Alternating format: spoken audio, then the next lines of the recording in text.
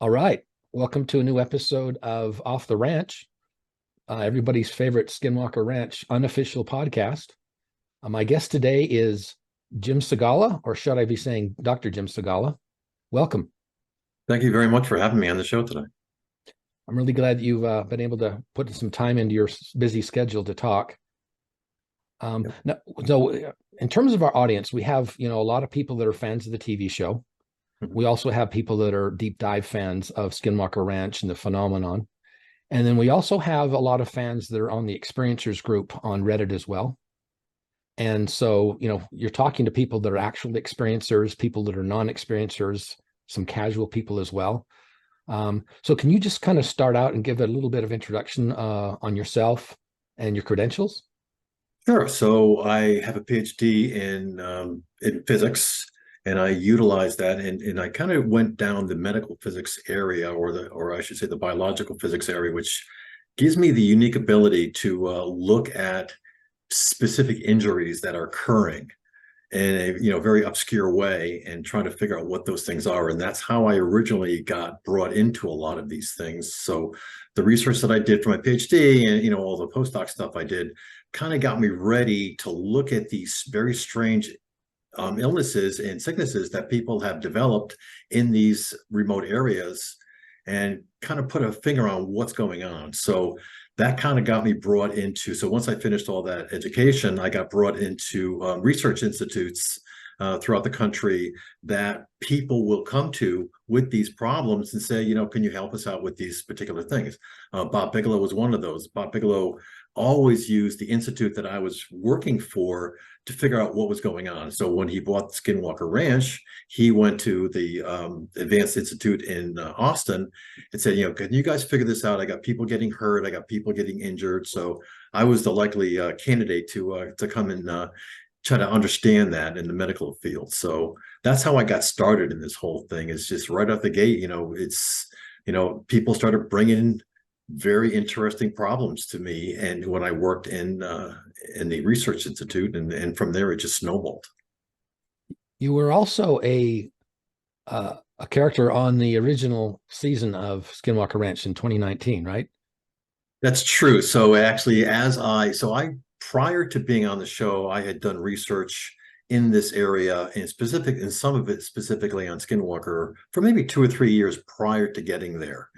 And then I think at the point where they put together this show, they were looking for a chief scientist or somebody that had the ability to come in and, kind of help them figure out what's going on. So since I was doing all this research anyway, and I had, all this experience, they pinged me and said, would you be interested? And then they brought on Travis, and Travis was great. He and I made a great team to get into things. And I guess we'll talk about these later, but that's kind of the evolution from when I started doing this, which I'm going to tell you the truth. I'm probably very similar to a lot of other scientists. Before actually seeing some of the crazy stuff that's been going on in that region and other regions, I didn't really know that stuff existed, only in science fictions. And then when you start looking at it, you start, pulling the layers away and start looking underneath the covers and saying, wow, there is something physical going on here that's not just in people's heads. There's something going on that we need to take a look at. And having the opportunity to have laboratories, even though you say it's just a plot of land, these things are laboratories that you can go and experiment in, was a great advantage for me. I mean, having all the credentials and then coming and having all the experiences to be able to do that is really where I ended up on the show, and then after the show doing all the work I did. I understand that you left the show because of COVID in 2020. You just didn't want to be so part of it. It was right in the we had the contracts were out and everything like that, and then COVID hit, and it was like, oh my God. And then Utah was like inundated with COVID patients, and people are ending up in hospitals, and For me to travel out there and spend all that time and filming, we just said that's not worth it. So anyway, so that's when I kind of, at that point is when I decided that there is still questions to answer. And there's a lot of people that I had met during the first season. And then that's when the whole thing started snowballing.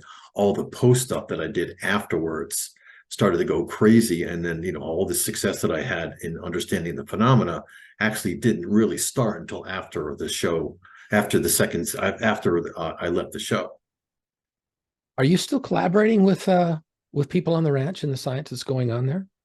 So not the well, actually, I talk to Travis all the time. Travis and I kind of hit it off, and we have a very similar background. We also have a very similar drive to understand this phenomena. So we still collaborate, but a lot of the people from the Bigelow area and prior to that, and some of the people that I think are actually on the show now, I still collaborate with a lot. So we're still involved because those are people that the experiences are still happening to them.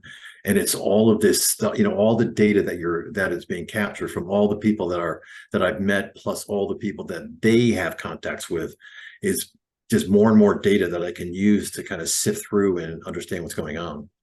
Now, what we're specifically talking about here is what everyone calls the hitchhiker effect, right? Where there's some kind of phenomenon on the ranch, someone visits the ranch, then they leave the ranch, and they continue to have paranormal activity, paranormal experiences, as well as potentially family members and even potentially neighbors. And so that's the main focus of your scientific research now, isn't it? So it was half and half. So what I wanted to do was understand, the acute part of it, which means that people are getting hurt. That was the original idea of what I was trying to solve. I said, these people are getting hurt. They go to their physicians, and the physicians say, I don't know what the heck's going on with you. You have a brain bleed, or you have a lesion that was created that came in and went away, or you had an acute case of Parkinson's, or some crazy thing like some neurological problem that you have, and then all of a sudden it just disappeared. And the physicians say, we have no idea. They treat it with typical things, and they do get better, thank God, but they still have no idea. So these people are left with the horrible feeling that there's this thing inside of them, and that any day it could happen again. So that's what I originally started off with, and then doing all that, it was like, wait a minute. Now it's not just these people that are interact right at the ranch or in Uinta Basin or in the local area. Now they're going home and they're actually seeing weird phenomena happening to the guy, their wife or their kids, or some people that they just interact with. So that was another branch of the research that we started to do. And then as we evolved, or as I involved with the way that I did the research and the equipment that I gave people to gather the data, kind of diversified a little bit to the point where I was able to gather some of that data of, what happens to other people that are interacting with you. You're like this, you go into these areas, you're like patient zero, and then all of a sudden people around you start having all these strange phenomena happen to them.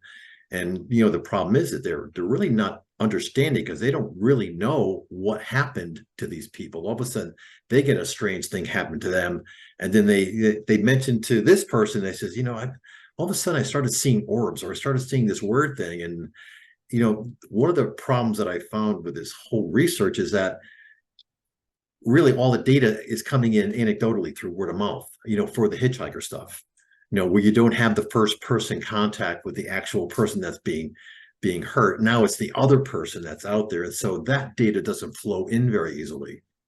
So it's a very challenging question to answer. Mm-hmm.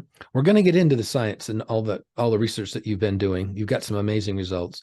Before we do that, though, I want to just ask you, what was it like being on the show? What was it like doing science on Skinwalker Ranch? And what was happening behind the scenes related to the Hitchhiker Effect?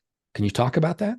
Oh, absolutely. Yeah. So, well, we'll go back to your first part of the question. So what is it like doing science in a TV show? So when I stopped doing the TV show, I had a statement of TV shows and science don't get along. I mean, they just don't exist in the same realm.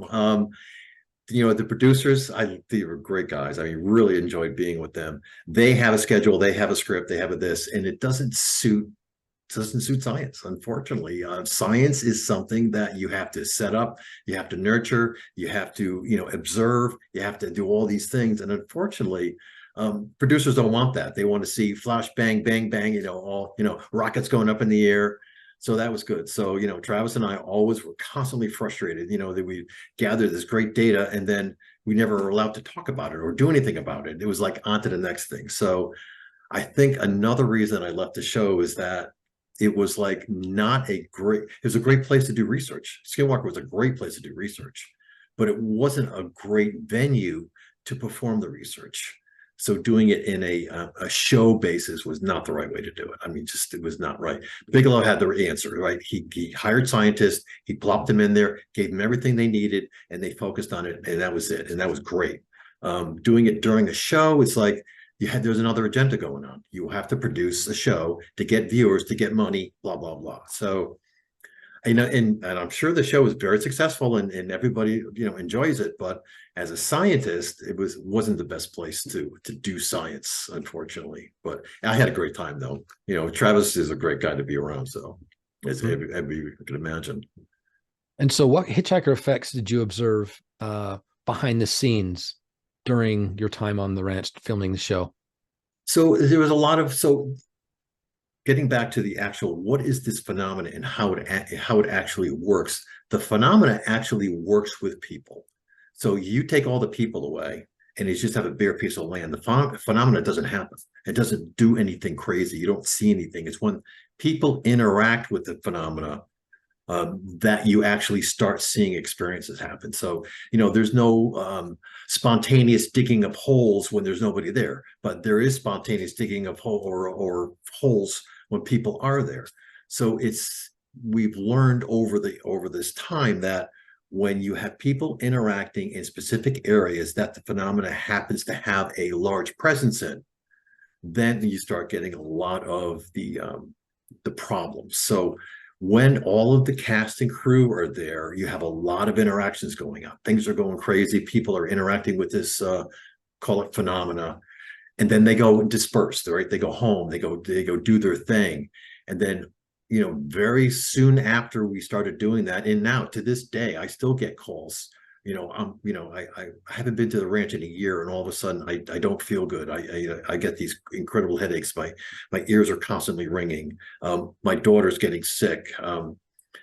So what I started realizing towards the end of that whole season that I was filming is that the people that are on the ranch, they're busy, they're doing their thing. They might be feeling some effects, but it's really not till they let it sink in later on and the emotions start dropping. And, of course, their real life starts happening. And do they realize, hey, wait a minute, I'm getting earaches that I'd never gotten earaches before. Why am I getting these earaches? Or, I had many people, it's kind of interesting. I have a medical background, but I'm not an MD. I have a PhD, so so I have a lot of medical experience. So people would kind of come to me and say, I got these problems and things like that. So, and I would look at it purely as a informational type of thing to gather information. So they would volunteer these things. So what, the first thing I say goes to your doctor, obviously.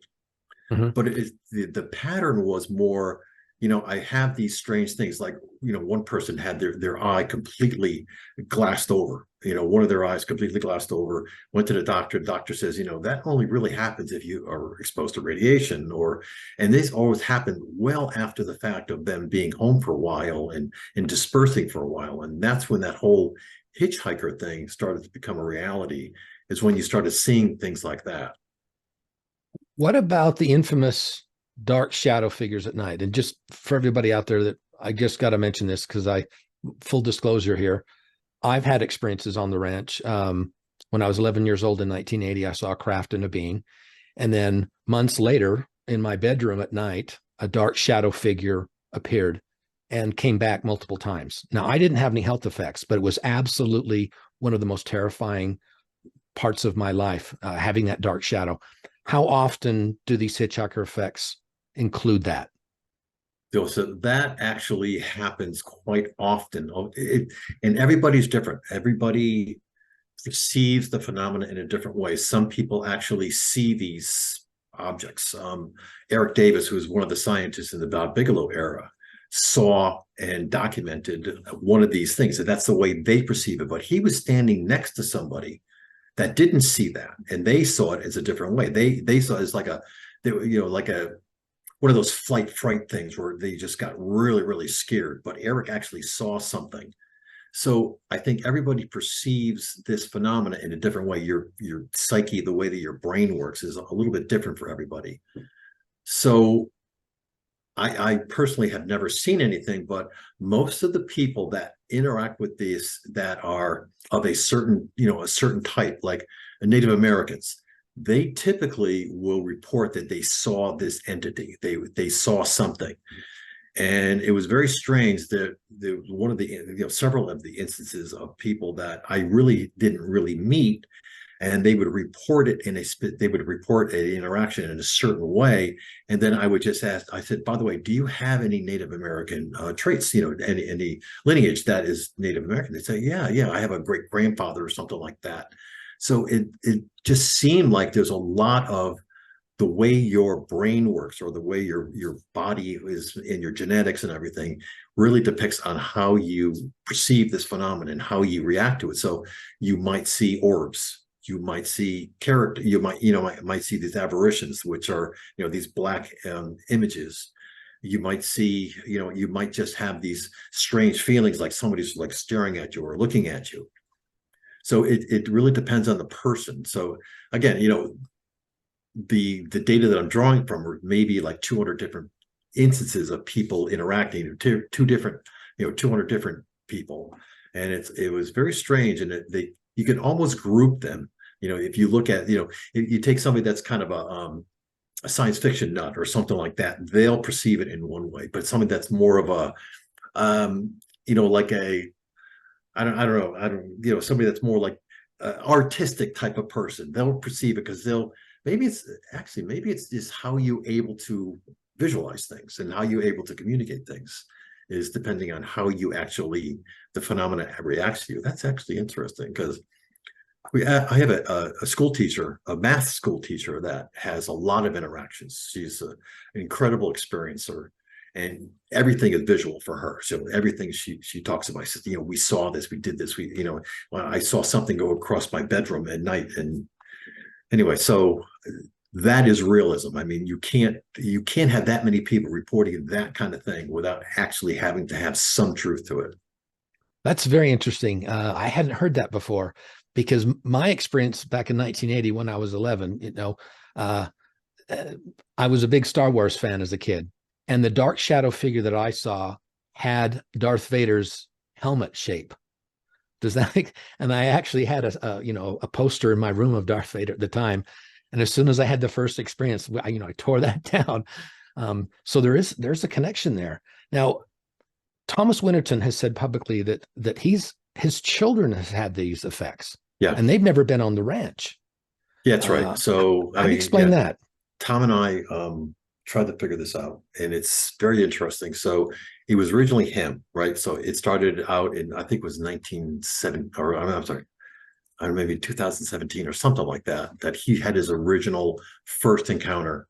And then that's when he got, no, before that. Anyway, so it took a few years though, and he was on the ranch a lot. And then all of a sudden, and he was part of our study. So he actually, had equipment and everything like that. We monitored him, we did all that stuff. And he started saying that his kids were seeing things. One day he said there's somebody in the car, they went out. He said he saw somebody in the car that was parked in the driveway, and there was nobody in the driveway. Nobody in the car. They looked. So, and it started out very, very slowly, and then all of a sudden he started to tell me a lot that my kids were starting to see things, and getting scared and things like that, and to the point where he needed to do something about it. So that's a real thing that happened with that particular instance, and I feel really sorry for the guy. His kids are amazing. They're big football players, and they're big tough guys, and unfortunately, it's just happens that you get home and they interact with you, and you interact with them, and then of course maybe this phenomena says, there's a likely candidate that I can go and I can visit this person for a little while or something like that. And that's the way it happens. Yeah. So we're going to get into your science in a minute because it's absolutely stunning. But I want to clarify something first. You've referred to this as the phenomena, but aren't we talking about an entity? Brandon Fugel, the people, Bass, Ossap, a lot of researchers that have been on the ranch describe it as a precognitive, non-human intelligence that's always 2 or 3 steps ahead of them. It's an entity that you could potentially communicate with rather than a phenomenon where people think it's just the radiation on the ranch and it gets radiation on their body and it just affects their mind. But are we talking about an external, entity? Well, that's a good question. So I've gone through, since 2019, I've gone through 3 phases of the research. The phase that I am in now is communications. So the first phase, I can go through all that. The first phase of this whole thing was trying to marry physical interactions with actually human interactions. So I was trying to marry those together. So once I did that, and I said that I can find an interaction where that happens, then I started to say to myself, okay, so now if I can predict when an interaction was going to happen, can I at that point start communicating with the phenomena? And I call it a phenomena because to call it anything but a phenomena means that you're inferring that there is some intelligence to it, which means that you've actually put it into a category. So if you leave it as a raw phenomena, then you don't kind of bottle you're not saying that you have to deal with this phenomenon this interaction this way. You still leave it open for other possibilities because you don't know. I mean, it could be just some crackpot UFO guy sitting up there playing around with. I said, let's go mess with this guy for a little while. Or it could be an intelligence that is deep in the earth that has been there for 1,000,000 years, that had been, has interacted with everybody that's come to this region for, all that period of time. It could be anything. But it is, if you can communicate with it and you can get it, well, actually not communicate. If you can get it to react to you, that means that it's got to have some kind of sentient intelligence. So I haven't gotten to the point where I can physically say that something, I haven't been convinced myself that I can transition from phenomena to entity yet. I still need the evidence that I can make it do what I want it to do.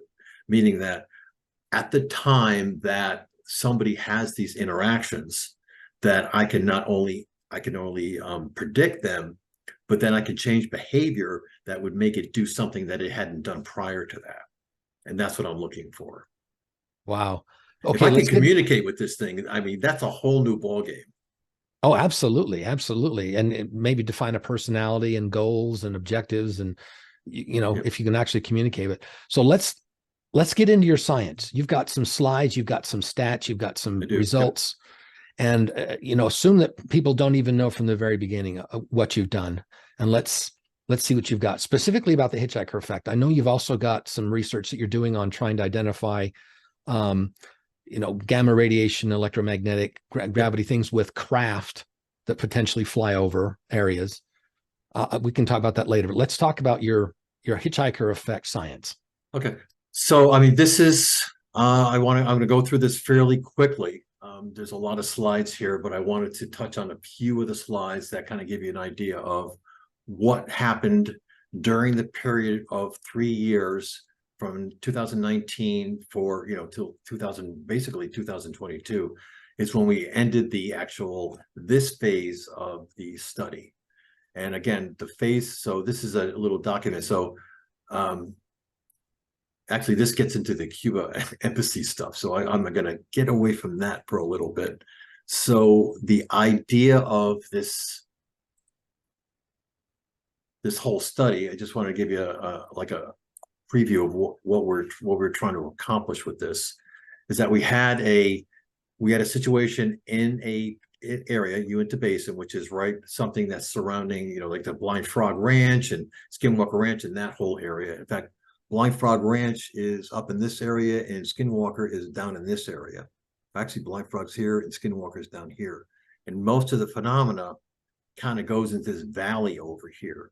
So what we set out to do is to understand what is happening in this area that's, number one, been causing a lot of medical cases in the area, leaving people with, acute brain injuries, so in some chronic injuries now. So people, have very long-lived injuries that they've had throughout their time living in this area.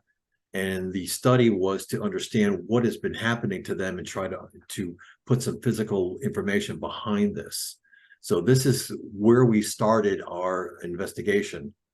And when I say so I had the privilege of working with somebody that was able to talk to experiencers, people that have had these interactions, and gather these people and bring them and make them understand, what the study was, how they would participate and all that kind of stuff. So I was really very fortunate to get somebody that helped me get to the people, find the people that are the experiencers, and get them to participate in our study. So just to give you an idea of what has been happening over the past many years, 30 years, is that in the Uinta Basin, people have been getting hurt through some form of interaction with something. These are not things that are made up in their heads. These are actual physical things that happen, that they become very ill. They go to the doctor. The doctor says, you are ill, you have symptoms, but they don't really understand what the symptoms are. So these are the kind of things that have been happening. And, we have 8 very well documented life-threatening where they went to the hospital and had to stay there for a while, and it was like, not very good outcomes, but they actually ended up being able to come out of this. But there's hundreds of instances where people have got injured in this area and wanted to know what's going on. What was your mix of Native Americans in this So study? very And few. how many So did you have? it was mostly, so unfortunately we couldn't get a lot. So we had 35 total people in the study, and only like 2 of them were Native Americans. So would have liked to have had more, but the problem with trying to get them to participate is that they're usually very closed, very private people. They don't like to do, to kind of tell what's wrong. They kind of live their lives, and they don't really want to have anybody understanding what's going on with them. But the ones that we did understand get to do were actually quite interesting. So how pervasive overall do you think this is going on in the Uinta Basin? If you've got 35 that are having issues, how many do you think, what percentage of the population out there is actually having experiences? Well, that's another very interesting question, because that's one of the questions that I had that I said, would be a very interesting thing to go back to area hospitals that are in the area. There are lots of hospitals in the area, going through the records to look for anything where the physician kind of gave, threw his arms up and said, look, we have no idea what's going on, but, we're going to treat this. So there has to be hundreds. I know for a fact that there's hundreds of these, but there has to be thousands of these. So you can't have one, the odds that it only happens to a few people, if it happens to more than one, is so low. It has to happen to a lot of people. And that's what we actually found is this phenomenon acts all over the area. So for only a few people to have this interaction is quite unlikely. However, the people that actually came forward are probably one of the ones that have the most susceptibility to the phenomena. So like I said, everybody's different. People don't have anything. I mean, are some people that have very bad interactions, but some people that don't feel anything at all. So there's got to be a big spread in there of people that you might if you're out in Uinta Basin, you might be on the low end or the medium end, but you might also be on the very high end. If you have a lot of experiences, it's very likely that you are one of those people. Now, I wanted to make sure everybody understands is that this phenomena is not bad. It could be very good. In fact, most of the interactions that were happening they were very positive. They would feel euphoric, and this is great, having a great day. And I'll show you some of those and some of the information. And then while that happened, we have electronic equipment right next to them that are actually making very large deviations from what we would call our, our standard.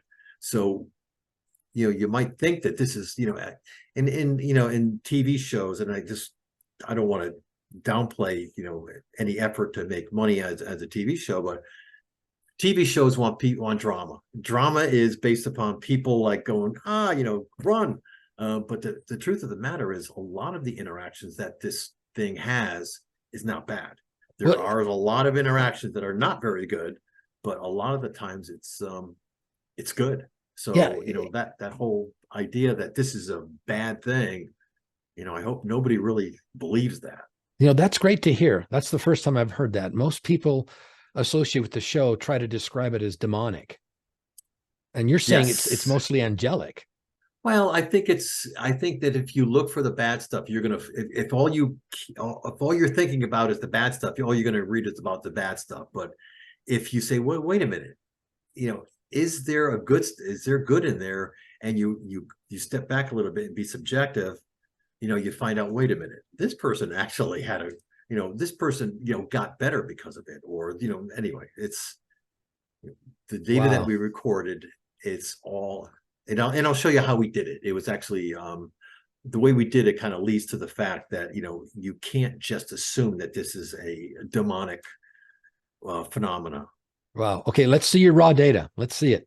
So we're just going to go a little bit. I just wanted to let you know that, so this thing occurs. So this study occurred. We gathered, I think it was 35 people that we put together, and it wasn't just New Uinta Basin. So we had some people that are in the South, the people out West. So we had a whole bunch of other people.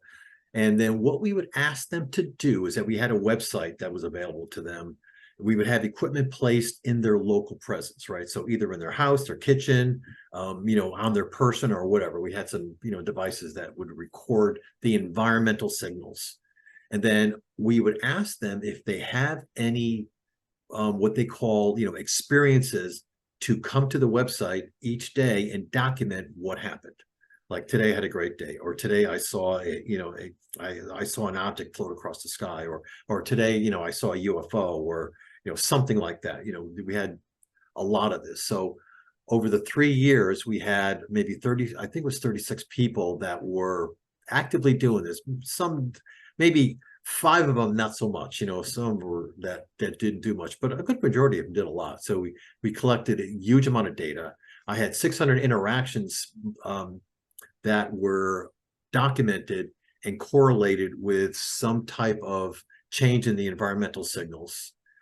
So then with that, I was able to, within, this is just a statistical number, pretty accurately be able to predict when it's going to happen. So I could almost predict within a pretty good confidence when somebody, just based upon maybe a week's prior data, looking at their week's prior data, when they were going to have a real interaction with this thing.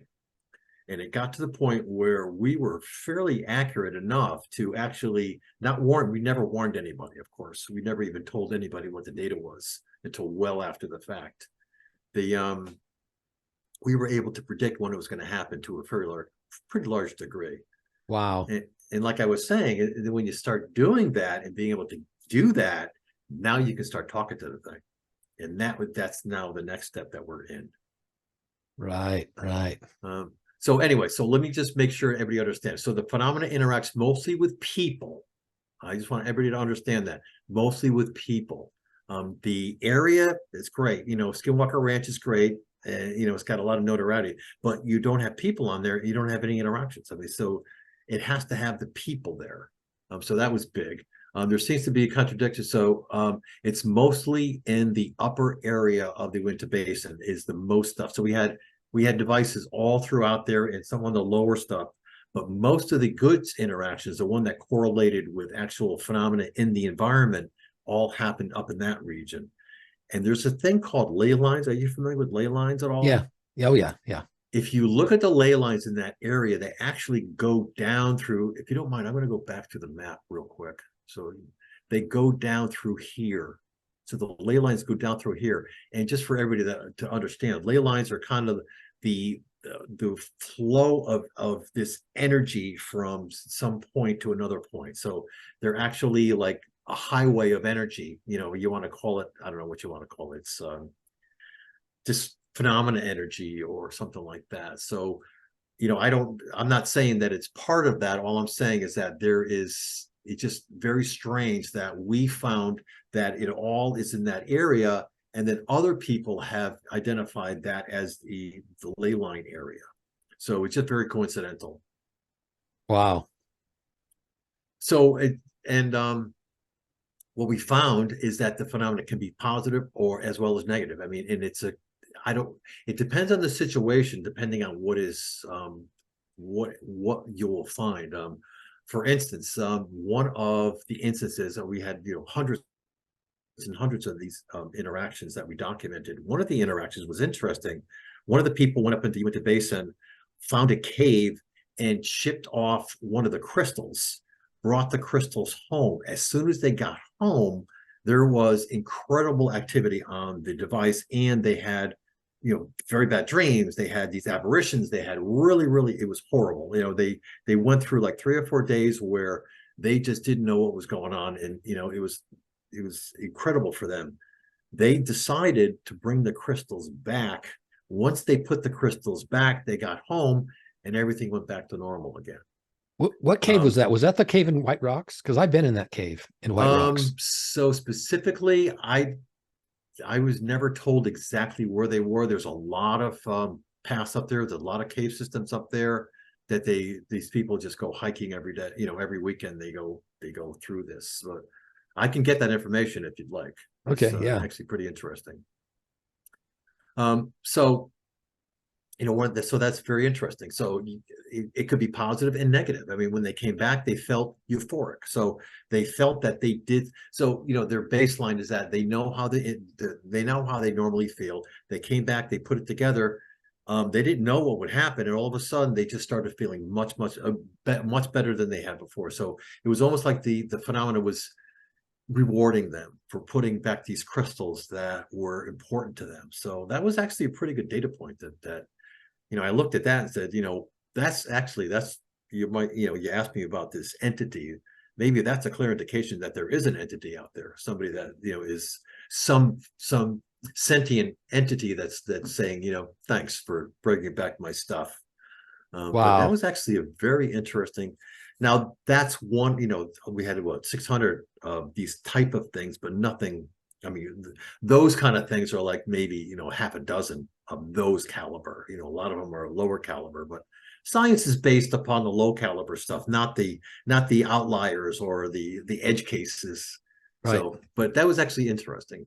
So another interesting thing is that treating the phenomena and land with respect usually leads to very positive interaction. So in other words, and that's where the the Native Americans come into play. They are very respectful of the land. And these people always usually have good stuff happen to them.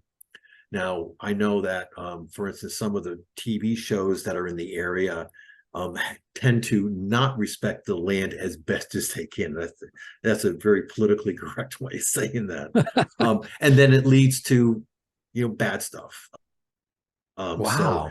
So it turns out that there's a lot of things, if you respect things and you can grow, you can do things, but if you start making it, like Bob Bigelow found out, that you start doing things to it just to induce something, you're going to shut it off. So the interactions that you can make with the phenomena usually lend to them, or whatever this thing is, reacting to you in a specific way. So, negative interactions show very defined peaks and recorded with the pronounced. So, like I said, negative interactions produce very negative responses in people. So when I found negative reactions on the equipment, people usually had very negative reactions, like they would have, tinnitus or earaches, or they would have very, very bad dreams. They would wake up and they would see something floating or something like that. So, anyway, so that's what we learned during this 3 years. So I don't want to get into this phenomena about what this thing could be, but I just wanted to talk about just what the heck the theory behind this hitchhiker thing. Why would this be? So one of the going theories that there are that's actually quite prominent now is this whole idea of people. I don't know if you've ever heard of this entanglement of people. So they're entangling atoms right now. They're entangling things, that are actually pretty big, buckyballs and big things. Yep. So it's not too unlikely. And one of the things that you can see from this slide is that our brain is full of electrons. It's full of ions. It's full of all of these charged particles that are floating around. And it's the charged particles that have the ability to entangle with other charged particles. So like your eye, I don't know if you know this or not, but your eye is so efficient. It's because there's interactions, there's entanglement between the rods with other rods that are in the area. So interaction or entanglement in your body is something that we've evolved.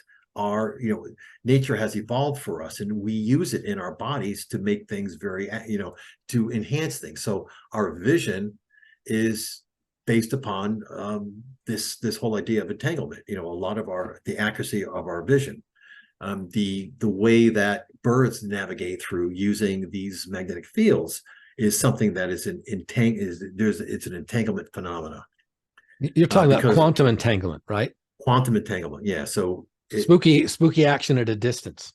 But yes, but you can't send data over it, but you can actually interact things. So the argument is that people have the same mechanisms that the nature has used to enhance certain things, like birds flying along magnetic fields, and people being able to see being able to see in very low light situations. So the argument is that if nature has evolved us to use this stuff, why hasn't it evolved this in our brain? Why haven't had, like, just think about fright, for instance, a lot of our psyche is based upon being able to gather food, being able to run away from predators. So in a group of people or in a society or something like that, where you have a lot of people around, why wouldn't they have been able to, or nature said, look, I can use entanglement to communicate troubles coming to far off species that, see trouble coming. So having our brains. I'm sorry, I wanted to. Are you talking about entanglement between two people in their brain to brain? Yeah. So if we stood next to each other and we entangled and we were in the same space for a while, we would get entangled. I mean, there are things that would entangle. And we're going to get off this subject for a second. I'm going to go kind of go back a little bit to my days back at the Institute in Austin. We did experiments where we took groupings of sentient objects. We took bacteria, basically. We separated those two bacteria. Actually, we grew up the bacteria together in one area, right? So we put it in one beaker, we grew the bacteria, and then we separated it, and we put each one in what they call a Faraday cage. It's an isolated Faraday cage. In other words, it's a completely isolated, no electronic waves can go through, chemicals can go through, nothing can go through. Then we interacted with one of those in a very specific way. We would put some sugar water in one of them. And then, or we would put some like Clorox in one of them. When we designed the experiment properly, what we'd find is that when we instrumented each one of these, the one that was the other part of it, the one we separated that we didn't interact, started getting interactions. And that actually, so that was something that was coined many, many years ago. But I forgot the gentleman's name, but he actually assumed he since passed away. There was a lot of interactions where there was, or the scientist had done this with plants. Basically, he took one plant and he was very, very nice to it, and he let it interact with another plant, took the other plant and did bad things to it, and the other plant would then die. So they had these So it's not too crazy. I mean, you're probably people are like thinking this guy's off his rocker, but there's scientific evidence to show that people do get entangled. We've done it on the biological levels with bacteria. I know people that have done it on the plant level with different types of plants, where one plant separated from the other plant by very, very long distances will react similarly to something bad or good that's happened to the other plant. Wow. You know, my dad is a twin, and he was born in Canada, and he moved to Salt Lake City. And he had this effect his whole life. His brother would get Yes. sick and he would know it, and he would call him on the phone Yep. and he'd say, I know you're sick. And they would have shared dreams. They both married a woman named That's so great. and we called it the twin effect in our family, but you're Yeah. actually giving a scientific explanation Yeah. for that. So I don't know if you know a gentleman by the name of Hal Puthoff, Yes. Dr. Hal Puthoff. So he's the guy that ran the institute. Yeah, I worked for him. And he was a Okay. big advocate of this. He knew that there was something here. And that's when he put me on this. He had me do the research into this. So he had a lot of evidence that this happens. And of course, now that there's some physical basis, or there's scientific basis to say that, yeah, we do know that this actually happens. We have evidence that it happens. Now let's apply that to the hitchhiker syndrome. So if an entity uses our mental capabilities or our brain to do certain things, and it interacts with our head, right? It interacts with our brain, and it's sending us signals of however it's doing it. We still have no idea how it's doing it. And there's another person that is connected to us. It's not a big stretch to say, if the interactions with me, let's just say that you and I were coupled at some point. We Mhm. spent a week together skiing or something like that. We separated, but I had interactions at the ranch, and that person, and we had this entanglement. It could bleed over to you. So this is kind of what we were thinking, is that the way that this hitchhiker system or condition can actually happen is just through the mechanism of entanglement. So if I entangle with somebody and I go to the ranch and I pick up this phenomena, so this phenomena follows me, it's not too big of a stretch to say that, well, there's a conduit to somebody else that they can go and talk to them, or they can interact with them as well. Wow. You're frying my brain here. Well, it again, you can't say definitively, because again, this is not, we have to say that, this is still scientific basis of, we still don't have an actual verification of this. What we have is a little pieces going forward. We know that people get interacted with. We know that people that are entangled. So we're just making a jump to say, can the people that are interact then communicate to somebody else? So that's all we're saying. So there's not a real, so we've never actually sat down and done an experiment like that, where we let the phenomena jump and then we can experiment with that person. So that's kind of the next phase of what we're thinking about doing. Okay.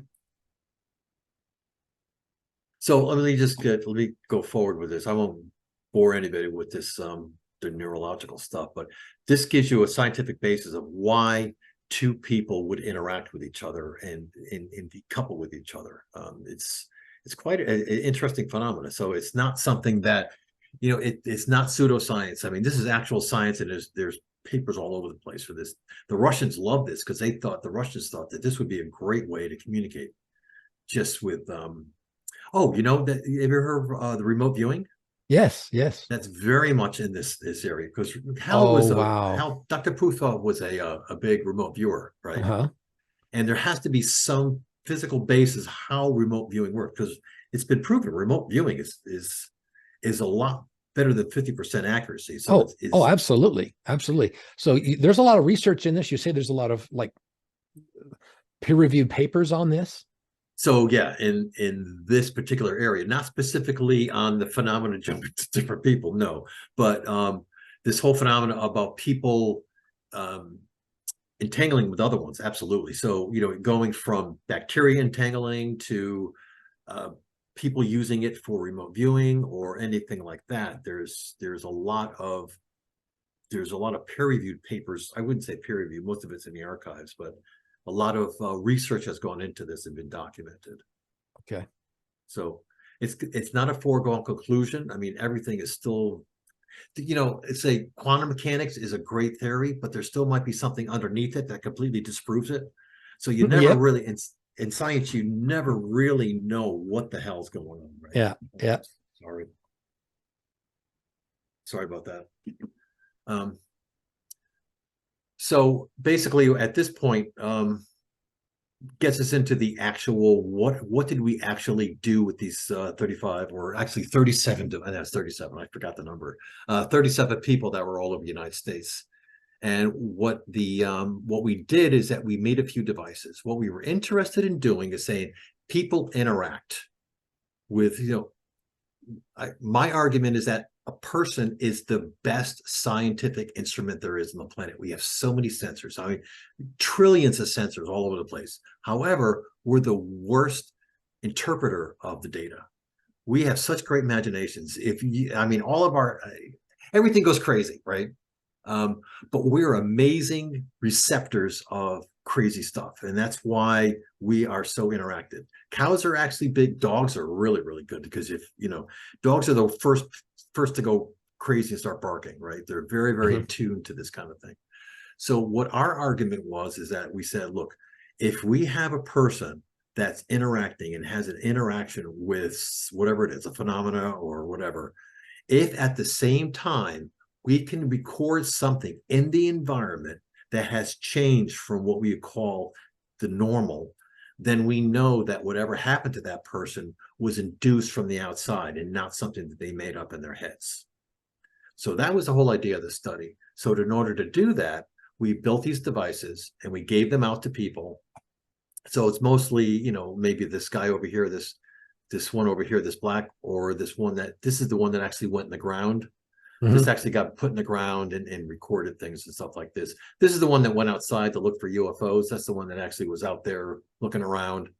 And then this is the one that they actually put in their pockets. You know, they can carry in their pockets. So this guy or these devices are the ones that we, you know, different people would get different ones. Most of the people got either the one over here that's on the desktop or over here. And then basically, it just sits there and records and it sends the information out to the cloud all day long. It just also all it does. And it's not intrusive, it doesn't put out a signal, it doesn't do anything, but just collect all sorts of data. It looks at the electromagnetic spectrum, it looks at the gamma spectrum, it looks at you know, any kind of gas or any weird stuff in the environment, and just records it all day long. At the same time, go ahead. Well, I was just going to say, I'm assuming this is double blind, so it's not telling them what's going on. There's no light. No. It's not I never let blinking or them have warning this. them, and they can't look at the data. They never. It's totally double blind. All they see is the green flashing light. That's all. But it's working. That's it. But I do let them after a period of time. I think I think I kind of decided that after 2 months that they can see the data. Because they were, you know, they kept asking and stuff like that. So yeah, you can see the data after 2 months. So. But at the same time, at the very same time that this thing is recording, they were recording their instances. I said, you know, they would get home and say, look, you know, I was in school. All of a sudden, I just felt like I had this incredible urge to like run. You know, I was afraid and stuff like that. So all of these, we had hundreds and hundreds of these things that were entered that were meaningful. I mean, there was a lot of stuff that wasn't meaningful. Like, you know, I had a good day, or I don't know, you know, things that when people started putting things like, you know, I didn't feel right today. Things didn't seem right, you know, that kind of stuff. That's when we would start looking. I would compare that to the data, you know, forward and backwards a little bit and say, okay, well, there was an uptake at this point, and I would start cataloging these interactions and started putting this in a database, and that's what allowed me to make all the predictions. So this is the data that I put in there. So a lot of things. So like, for instance, this particular one we put in the ground. This is something that actually we built for Blind Frog Ranch. This is something that Dwayne, he wanted to know what the heck was underneath the ground. So we built this for Dwayne's property. The stuff on the poles and stuff like that, where we wanted to look for UAPs. It was a strong indication that whatever happening was coming from above. You know, is there a correlation between seeing these crazy objects in the sky and people having these interactions? So we built another one to be put outside that has the ability to, like, you'll find these objects do a triangulation to figure out where it's coming from and stuff like that. So that was another reason for getting that. And then of course we did all sorts of, we had a lot of different type of things. We looked for magnetic waves, microwave, ground vibrations. You never know, it could be ground vibrations, some P waves that are traveling across the surface of the earth. Is that causing it, or is this I shouldn't say causing it, is this an indication that the phenomena is actually doing something? Either there's something in the environment changing. So we looked at geoscopic waves that we were looking at. So these are all the things that were recorded, continuously. You're trying to identify the medium in which this Yes, phenomenon exactly. actually Yes. reaches the body. Yeah, Right? I wanted to see if the environment has a signal that is different than the period of time when this person wasn't experiencing something. So any differentials that I looked at, and I'll show you some actually really weird ones. Wow.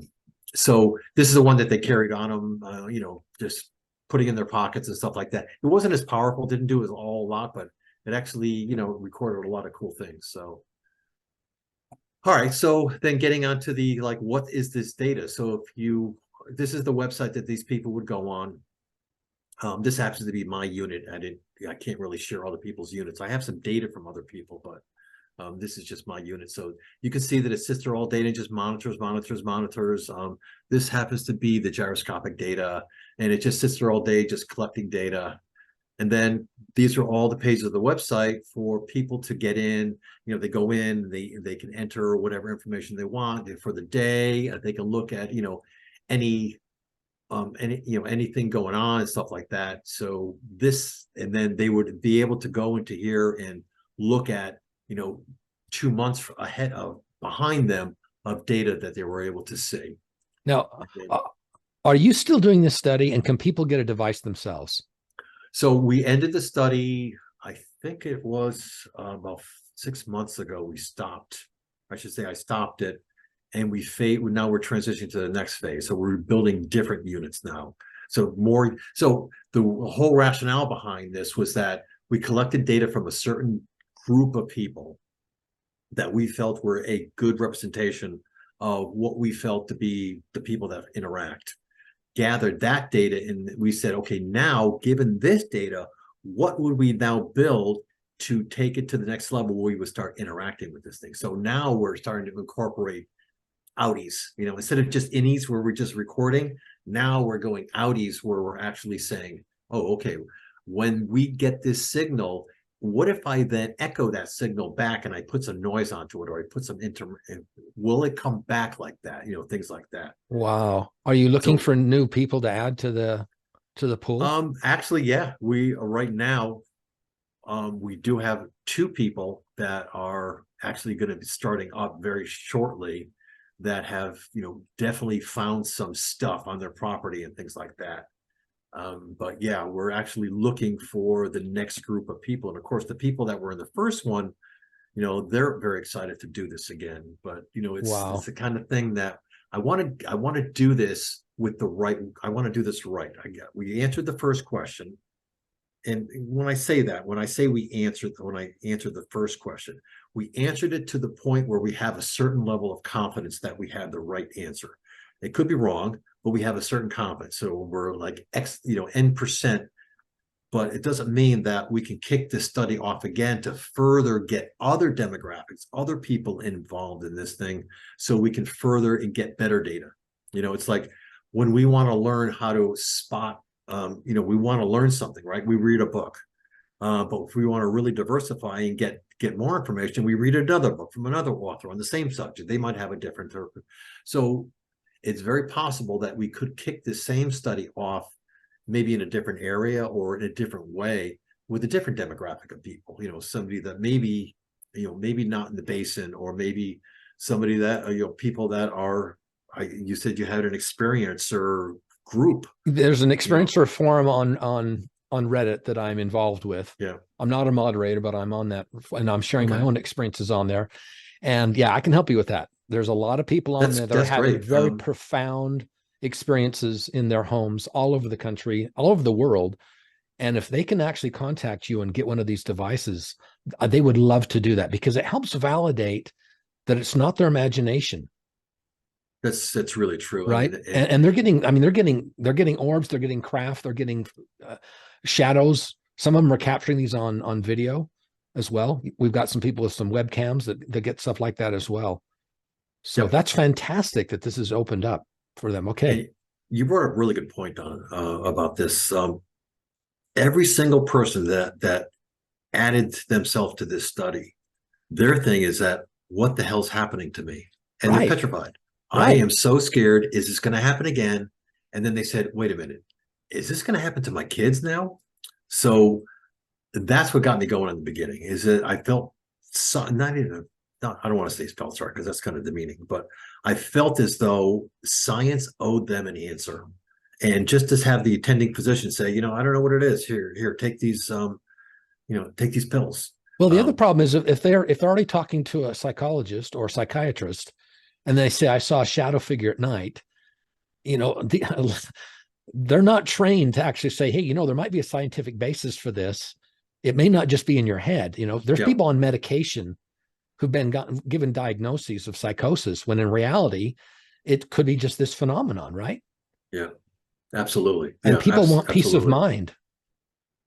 But the fact of the matter is that we still don't know how to circumvent it. What do we say to people? Right. How do you Right? We don't protect know them? how to solve it. Right. How to All we get can rid of do is it. investigate it to the point we understand it. Once you understand it, then maybe we can figure out how to make it so it doesn't do that anymore. Or, like I said, my next step is to talk to it and to see what's going on. Oh, that would be wonderful. We have a lot of people on the Skinwalker Ranch forum on Reddit who just get the shadow figures or they get electronic things just by binge watching the show or watching the 24/7 webcam, and they can't get rid of it. They've tried exorcisms, they evoke Jesus Christ, they burn the sage, and it seems to actually, in a lot of those cases, actually make it worse because they seem to be validating it. They seem to be giving it energy, right? And that's one of the big questions is how do you get rid of it if it's a negative effect in your life? But you're saying in a lot of cases, this is positive. It even heals people. Yeah. So there's a lot of instances where, like I said, if you actually divide them, you might get a split, a 50-50 split of like, this was a good thing. Wow. They saw a craft. They saw a craft and they had an amazing day. So it's not like they saw a craft and got scared so much they ran home. No, they saw a craft, and then from that point on, they really had a good day. So that's the kind of information that came back that we kind of correlated with that. So what I would do is I would go through I would take the data and I would go through their text that they put in, and I would look for keywords, right? So I did a lot of work, gathering words. So I would, this whole natural language that people have been working with. So that I used a lot of that stuff to pick out, what the sentiment of this thing was. And you can use these amazing tools that are now in the marketplace, or not in the marketplace, in the technology marketplace, that allow you to really understand what people are saying, right? And you think about what Facebook does. I mean, they know everybody. They can predict what people are going to do in the next 5 minutes just based upon a couple of the messages that they put on there. So, I mean, this technology is amazing, and Wow. allowed me to really understand what these people are feeling just on basically it's going to be like maybe 30 words that they type in a day, and then correlated with the signals. And you're measuring gamma radiation spikes, electromagnetic spikes. Yep. I'll show you some. Are you seeing different spikes, whether it's a positive or negative experience? Can you determine whether it's positive or negative just by That's a good one. No, you unfortunately, can't? no. Oh. No, that's a good one. No, I did. It's the thing is that I think it's like when, let's just say it's a human, let's say it's a phenomena. When the phenomena enters a room, there's a spike. When it leaves the room, it's a spike. How it got, what did it, I don't know. That's a good question though. I didn't even think of that. That's actually pretty cool. But no, I never really got that much information on good versus bad. It's always that there was this correlation between this change in it. And let me show you what the data looks like so you can, so here's Look at that. Here's some of the stuff. So most of the things, so there's little blue box there. That is a time-stamped interaction that somebody had with this spike. So there's a spike here, and then there's these spikes here. I mean, all of like then there's a spike here, all these, and then there's these spikes here. So I didn't show a lot of them because these are personal informations. The ones that I got permission to do is the ones that I actually put out here. But you can see that normal operations of these signals are very low, low, and all of a sudden you get these bam, these high things. And that's when the experience occurs. That's in well, I wouldn't, yeah. So the experience occurred within a period of time, plus or minus, to this thing. If it hadn't, if this thing came with no interaction, from a user, then I would throw it away. It wouldn't be worth it. So it's only when I get this and then this at the same time do I get an interaction. So like this one on the bottom right-hand corner, there was a big blip that happened. Something happened, a big blip, and then they experienced something, and then you had an experience over here. So, I mean, so it's kind of like, it doesn't, don't forget, it's like the thing enters the room and it stays in the room and it kind of messes with you for a little bit and then leaves the room. So, and then when do you perceive that was part of the challenges I had. When do you perceive that something actually happened? So and when they enter it, they kind of guess, it was the middle of the night. They didn't get up in the middle of the night and start typing. They said, it was about 2:30 in the morning. Okay, 2:30 in the morning. It could have been 2:30 plus or minus 5 minutes or half an hour or something like that. But the equipment's measuring exact, right? Exact timestamps. Is your hypothesis that the spike happens so like it kind of like opens the door? That's when the entity actually like appears? I mean, you know what I'm saying? It's like there's a door opens and then something happens and then it leaves the room and then the door closes, or is it the not actual always. emotions? The emotions are caused by the spike. Sometimes it happens prior, just prior. So you get it just prior and then you get an interaction. But don't forget, I mean, this equipment is not recording every single instances of the phenomena. I mean, what if there's radio waves that go up into the, well up into the well above gamma that we don't even know about. I mean, all these crazy frequencies and the equipment's only recording a snippet, a tiny snippet of it. So there might be all this other stuff going on that, who knows? Now, can you give me some specific examples of the actual interactions that you're talking about? Like, are they seeing beings? Are they just euphoria? Orbs? Actually, let me, these are more, I have some use cases I can show you. Yeah, actual use cases. I want to see orbs. I want to see shadow figures. So here's a case study. So here's a case study. Do I have it? Oh, I have written up. Here you go. Okay, so here's the case study. So I had the microwave and the gamma. So I got a big microwave spike at this particular time. And then here's the gamma, right? So this is normal gamma is way low. And then all of a sudden I started getting a lot of different gammas. So these are all lined up. So between 11, a large flux of gammas was recorded at peaking at 114 in comparison to the average, blah, blah, blah. Okay, so, here it is. So this is what happened to the person. So at the time, there was an interrupted sleeping, had bad dreams, headaches reported by everybody that they woke up, migraine headaches, experienced severe nosebleed. Oh, this is a bad one. So this is a really bad one. So this whole incident affected the entire family. And so this is the data. I'm going to give you this so you can actually look at this, by yourself when you read it. Yeah, I'm going to put this on a Google share so that anyone who's watching this podcast can actually see the data. Okay. Yeah. So basically, this is a recording of what happened that evening and all the events that led up to it. And this is the data. This is my interpretation of the data. And then this is what they reported. So they said, they had interrupted sleep that evening before the bad dreams. Headaches reported by all occupants during the night as they awoke. Reported migraines. One person, severe ringing in the ear, started in the afternoon. Symptoms persisted until 8 in the evening, and then it went all back to normal. So at 6 o'clock in the evening, everything went back to normal, and that's right around here. So everything kind of died out at that point. A report was generated. Okay, so actually, to be transparent with you, this person reported it as a possible effect by, he thought it was being, and this is a high level government employee, by the way. Oh, Can't tell wow. you who it is. This person thought they were being snooped by a government agency, something on the outside. So they brought the FBI in. So I had to give this report to the FBI Oh, and wow. NCIS. Yeah, it was like this was a high level employee or a government person.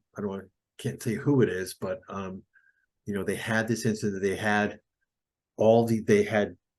done a lot of interactions with people that had been around the ranch and things like that. Had this horrible thing happen to them. So this was one of the cases that really jumped out to be something significant. Now, can I ask you, maybe you don't have this data, did you identify the sources in this? Is it coming from the ground? Is it coming from sideways, or is it coming from Yeah, that's above? unfortunate. The equipment is omnidirectional. It didn't know where it came from. That's unfortunate. It could have been anywhere. It could have been anywhere, but I can tell you that microwaves drop off quickly, so it was local. It was within a very small confines. Gamma rays go really far. I mean, gamma rays can travel, 1,000,000 miles. Microwaves don't travel very far. They fall off really quickly, or they disperse really quickly. Mm-hmm. So it has to be something that was fairly local, like within their area. So it's possible that the entity, materialized or whatever this thing does, very local to them. And doing that, that thing disturbed the electromagnetic spectrum. We picked it up, and then of course their brains picked it up, and then they started feeling all these effects. Well, you mentioned earlier, though, that the Russians are into this and understand it potentially. Could it have been the Russians? Well, so the main reason of this whole report that I provided, so this slide deck, is that there is there was always a speculation that there's a correlation between what they call the Savannah syndrome. Do you ever hear of that? Yep.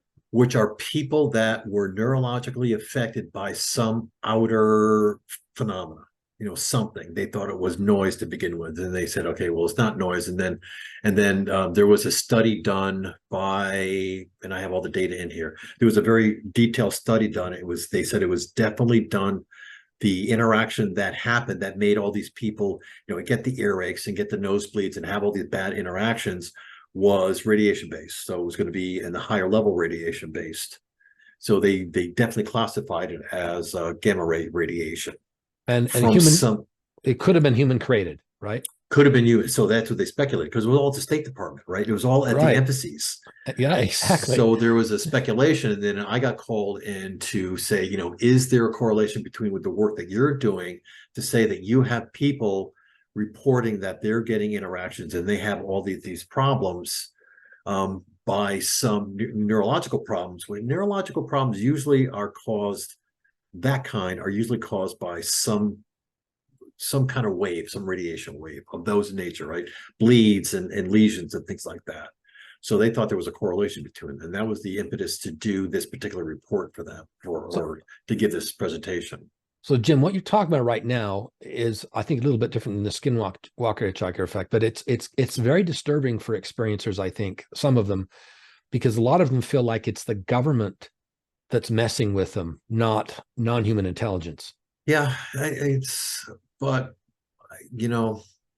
I think the argument that was always made, first of all, why, but the equipment required to produce gamma radiation, other than the atmospheric stuff and the stuff that's in nukes, is so expensive and so bulky that for them to create the gamma particles that we've measured is almost unheard of locally. I mean, they would have to have a tractor trailer truck come up and with a large accelerator and to produce the gamma rays that we're reading. And it's like, oh wow, okay. We haven't seen that. This comes out of the sky, though, at that level? It would have to, well, you don't know that. It could, so this gamma rays could pass through the earth very easily, right? We get gamma rays through, gamma rays don't really interact very much with matter. They go cranking through. And so it could come from below. This is very localized. It's almost like a tight beam of some kind. Yep. Absolutely. A trailer truck to do this. Well, to make this to create what we measured, if you go through the calculations, you can't go to Home Depot and buy something that makes gamma rays. Okay, So you okay. have to make them. So the only way to make gamma rays is to have an accelerator. The only way to do an accelerator is to have all this equipment. A nuclear And you need, accelerator. yeah. So anyway, Wow. so this was one instances or one case study that was actually pretty crazy. So, it said you had normally it's like a factor of 35 higher spikes than you would see anytime over the past months, during that period of time. And during that period of time, they got some, they got hurt, basically nosebleeds and problems like that. Wow. So there was this is what we just did, right? Yeah, this is Yeah. what we just did. One person exceeded nosebleeds. And then, so there was another case study. This is another case study. So I can actually read this one. So this is a person that was in the Uinta Basin. So this other person was not in the Uinta Basin, by the way. This is somebody that was, in another part of the country. This particular case study was somebody that was in the Uinta Basin. Again, it was somebody that you would say is a upstanding part of the community, all sorts of degrees, never had any instances, didn't believe in any of this stuff.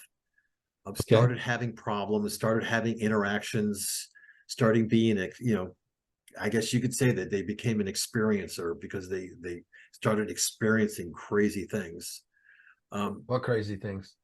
They had somebody on the property, or I'm sorry, we put our device, we got in contact with these people, put devices on the property. And then one evening, just so happened that we recorded this data. So this is the microwave and this is the gamma. Look at the gamma. So we're crazy. Oh, Like I said, wow. you can't create this stuff artificially. In order to create this stuff, I would actually have to go get a linear accelerator, which is gigantic.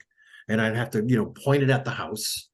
This has to have come from some other source. And then associated with that, there was this crazy microwave stuff going on. And at the exact moment they said, they wrote in their message to me, I'm telling you, last night was such a crazy night. If I were to ever say I was abducted, it would have been last night. It was the strangest experience. So they had this thing that they felt that and I actually talked to this person afterwards, and they said if they felt that they were not present anymore. And it looks like something happened to them. And So we're talking about an alien abduction experience potentially? they don't know. They don't know. They just felt like they said, I felt that I wasn't part of me anymore. Out of body? Out of Yeah, body something like experience? that. Wow, Let me they see if astral they have, traveled maybe. I think they have some more.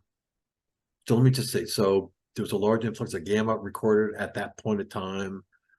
There's 22 more gamma than normal. I mean, that's kind of crazy, right? It's still not dangerous. It's just, it's not like, people are going to start, getting cancer, but it's 22 times larger than normal. So if you look at this is normal, right? This is background radiation. And all of a sudden you get this crazy stuff coming at you.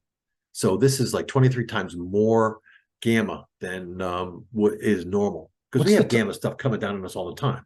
Oh yeah, what's the time period there?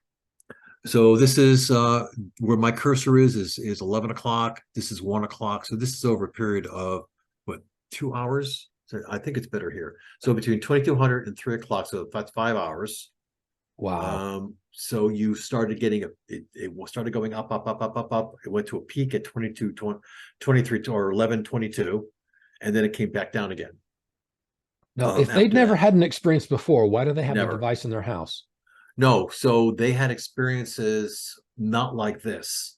They never had out of body experience. They never felt like this before. They've had situations where they had, well, they experienced, what's the typical experience? It would be like a person was, they might have a presence, or they might feel weird, or they might feel, that whatever, the whole list of things that people experience. But this particular evening, it was so amplified that they said they actually felt like they left their body.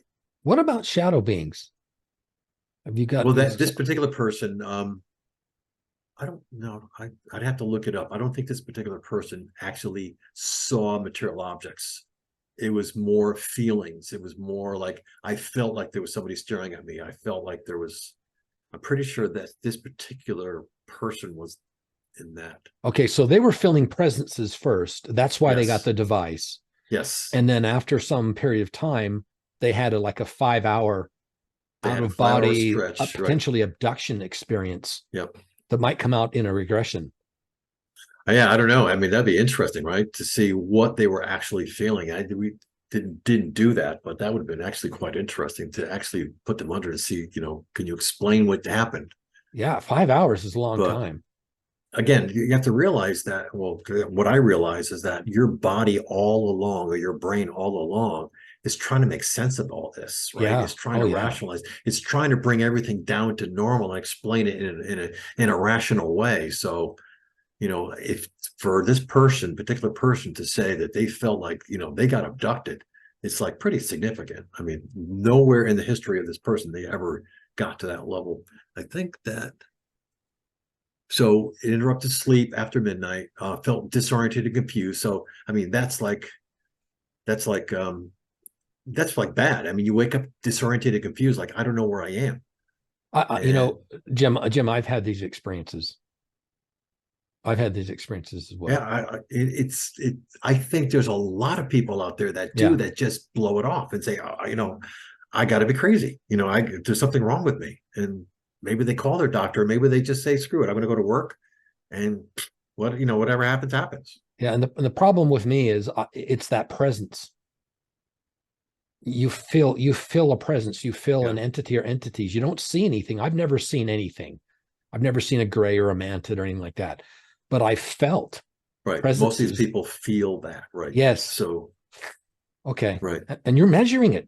This is real. And then, yeah. And then at the same time, we measure it. Luckily, we measure it. No, I mean, the thing is that for us to measure, I have to think about statistics in the way, I'm going to go back up and be a scientist for a second. Statistically, the likelihood that I measured this and it's the only one in existence is so small, it's ridiculous. So it has to be that this happens a lot. okay. And you've got absolute correlation with the experience to the burst. Yeah. And this is just, don't forget, this is just one of 600. It's just that this one actually 600. was, yeah, there's one of 600. 600 So incidences, not people. 600 incidences, incidences. Okay. of the 37 people that were in the study. Well, I shouldn't say 37. 5 of them really didn't do anything. So it Okay. was So 32. really, Okay. Let's it's say like 30. 30. Okay. Yeah. Now, what I mean, they about, were just there. Yeah. have you ruled out the fact that it's just their own brain? Do you know what I'm saying? Their brain goes into some hyper state, alpha waves, and it Well, like generates this. They're the oh, source of this. so gamma rays, like I said, for a brain to create these gamma rays, Yeah, it's impossible. So it's impossible.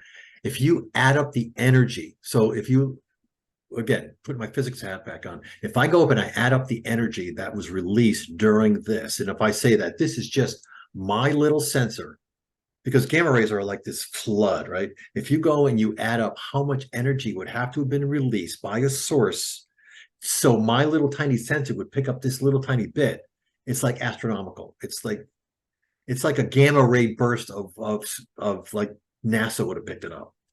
NASA would have picked this up. Yeah, Okay, so well, is there a known cosmic phenomenon like a quasar or a black hole, or I'm just making this stuff up, but well, is you there get a some lot kind of of a, you know what I'm you saying, a get pulsar well, or yeah, we looked into that. I did a lot of research into that. So you get a lot of stuff hitting the atmosphere. You get a lot of this type of thing, but it would be one of those things where it would be on the news. I mean, you would like we had sunspots. Sunspots are right. It's things that create electromagnetic craziness on the earth.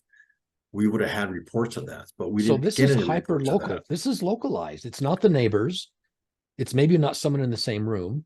Sometimes it's in the same house. And I think I But it's am not not. coming from the atmosphere, is what you're Yeah, saying, right? I mean, I'm I just thinking if think. it's an alien craft, Yeah. is it interdimensional or is it So see is it a that triangle that's very, craft? very possible. I believe I don't have it documented here, but I believe that they had dog barking. Dog barking. Okay, So when wow. they interrupt the sleep. So I think at midnight they heard dogs barking. And Which was when an was hour that? into the event. So they are right about, yeah. So right about there, they started hearing dogs barking. Wow. I should have documented that. I'm sorry I didn't. So Is your hypothesis that it could be it could have been a craft above the house? There's people that talk about mantids that have a craft that's cloaked above their house. At least that's the sense that they get. And then there's other people that believe that it's some kind of a portal that opens up right in the room or down the hall or in the, in the kitchen. And then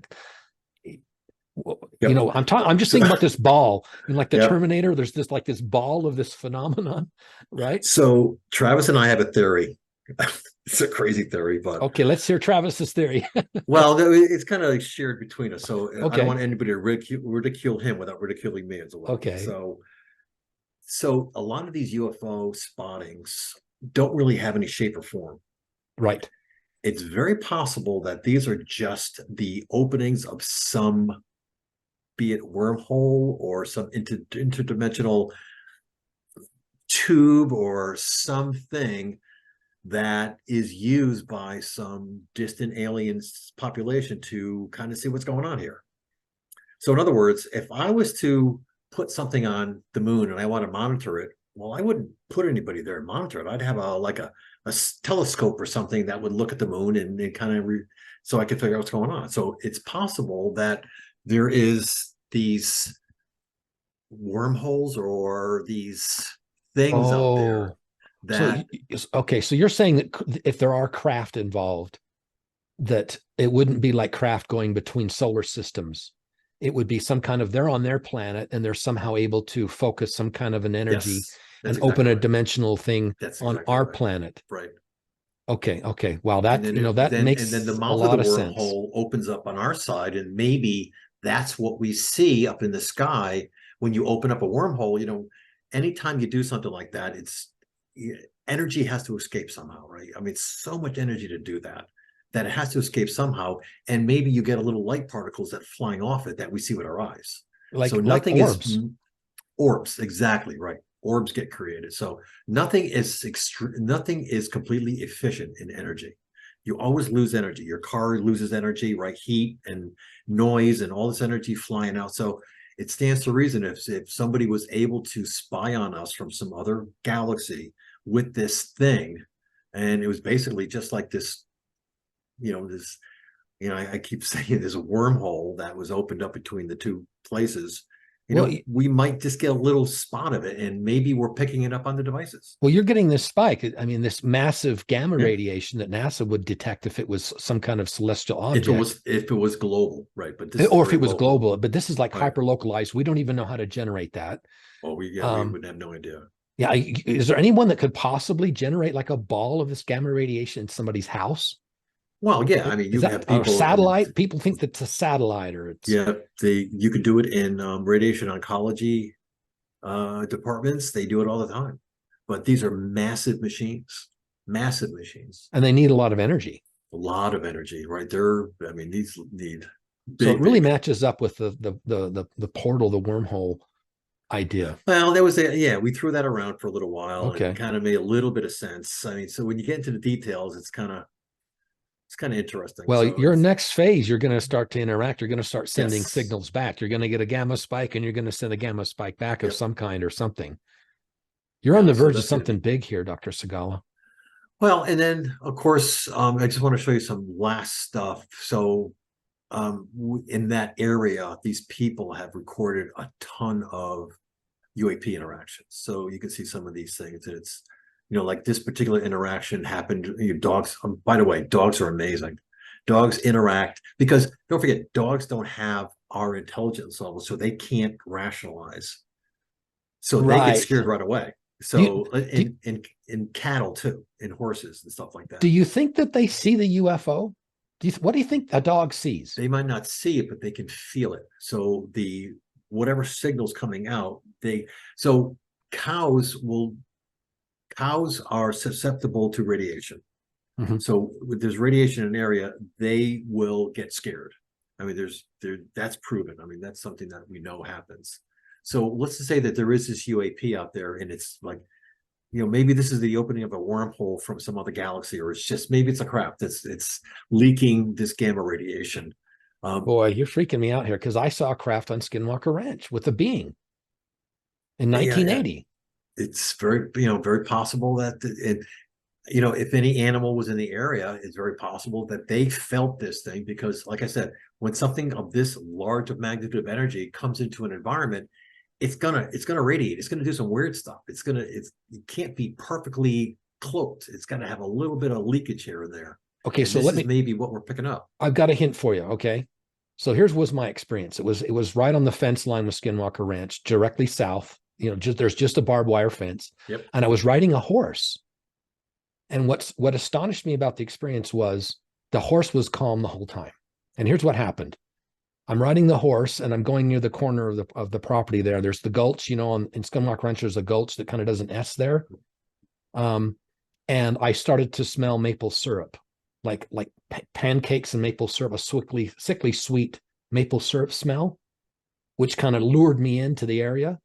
And then I went past some trees and I saw the craft and I saw a being, and then it pointed an object sort of like a hair dryer, and it hit me with a blinding flash of colored lights. But I was freaking out. But the horse, his name was King, was completely calm the entire time. And then I sort of was stunned, and then I didn't see the being get in the craft, but then the craft raised up and it shot up over the mesa. And the horse was just calm, and then I just took off and, about peed my pants. But the horse was fine. Yeah, because I probably because they can't rationalize it. They can't be afraid of it. It's more like it's just something that happened. So they might record it as some phenomena, but they might not be able to really, maybe somebody else 5 feet from you didn't see it, but that you smelled maple syrup is interesting. So when I did my postdoc, I worked in the radiation oncology area, and we would do gamma radiation into, for lesions in their head.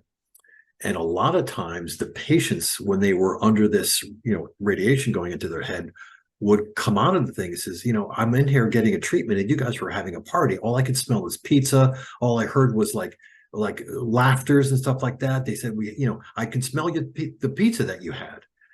What's happening is that the gamma radiation that's entering their head is triggering neurons, and it's making your senses, it's kind of pretending that you have these senses. Like it could be, what happened to you could have been gamma radiation, that you had picked up very, very low levels that triggered a bunch of neurons, or a bunch of, your neuron path that could have triggered this whole idea of smelling syrup.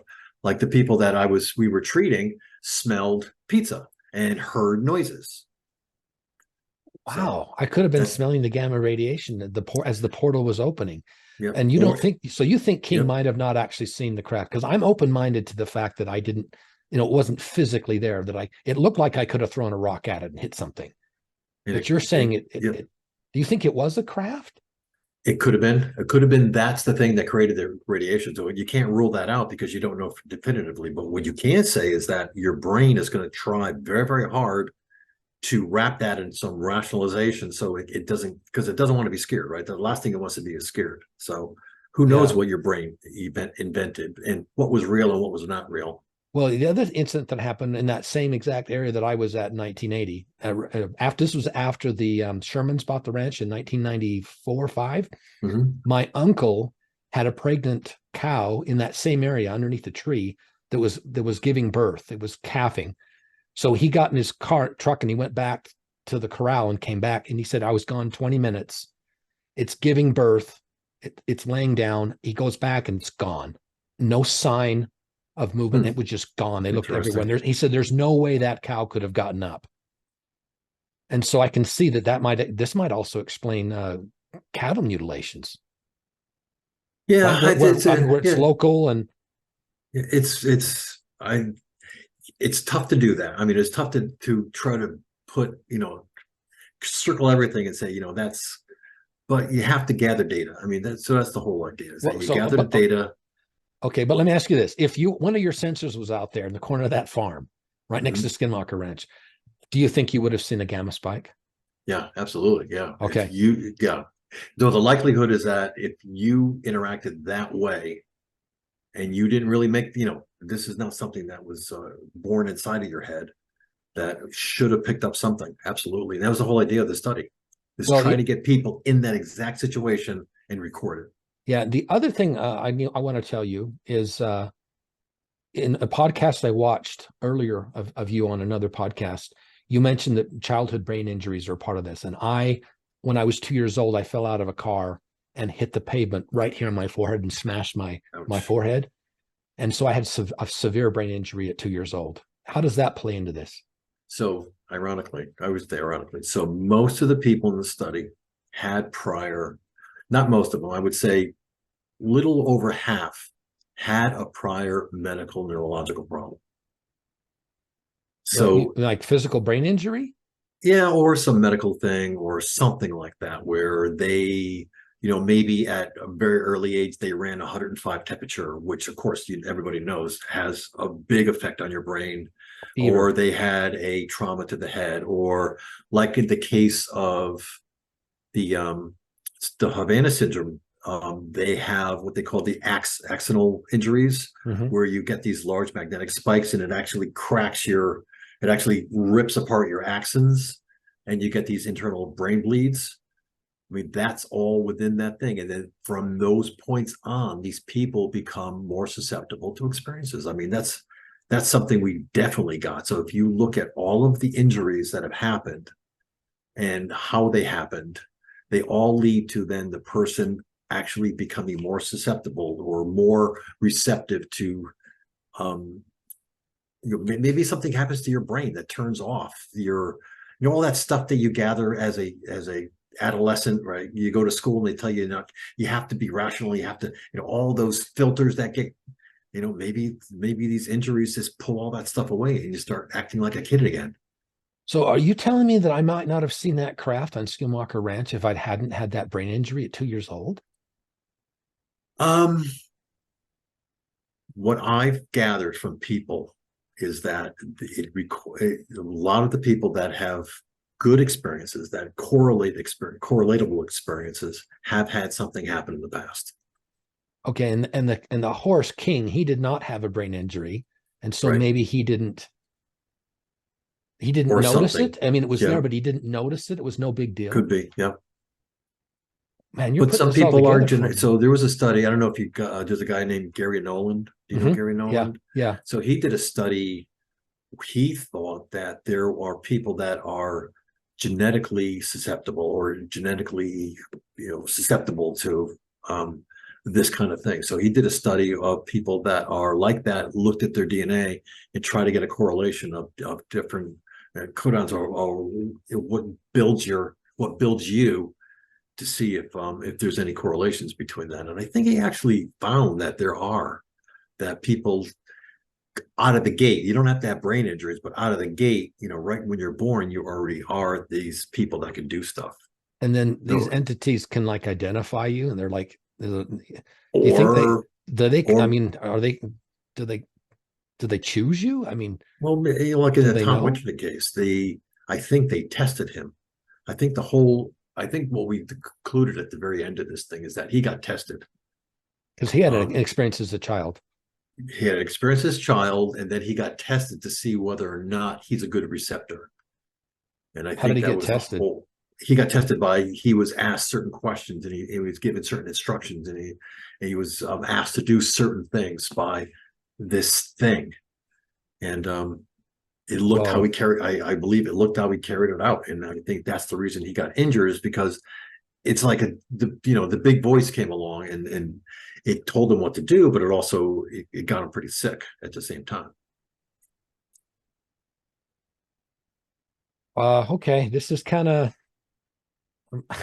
you've heard of ontological shock, right? For me, this just gets deeper and deeper. I've only gone public, a couple of weeks ago, and now I'm sitting here with you, Dr. Segala, and you're validating this for me. Yeah, it's actually, like I said, that's the reason I got into this, because there's a lot of people that are very scared of this. Yeah. And they want to know answers. They want to say, why am I getting hurt? Why is this phenomena following me? Was it real? What is the reason? And was it real? Is it real, or is it made up in my head? So that was the reasoning behind me getting involved in this to begin with. Well, I need one of your sensors in my house. I'll sign up. Sign me up. Yeah. How much does it cost? Dude, I'm going to be completely honest with you. I don't charge anybody for these. I usually pay for these What? myself. No, how much does it cost you? What's the cost on Um, these? so, well, pre-COVID, they were pretty cheap. They were like $100 a parts. COVID whacked everything, right? Made everything Yeah, so supply expensive. chain. It was like it got up to like $400 or $500. But now COVID's over, prices are coming. The price of chips were like ridiculous. But now everything's coming back down again. So it's getting back into the parts are about $100 and stuff like that. And So you build these yourself? now I have somebody that's helping me.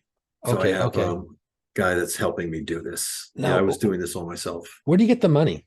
How are you Well, I paying was for this? funded on the original one. I was funded. So there was a angel, I would say there was somebody, I can't tell you who it is, but it was somebody that had a lot of interest in this area, saw crafts, saw this, had a tremendous amount of resources available, funded the first part of this, which got all the devices out there. So that all funded and now that particular person kind of went away a little bit due to illness.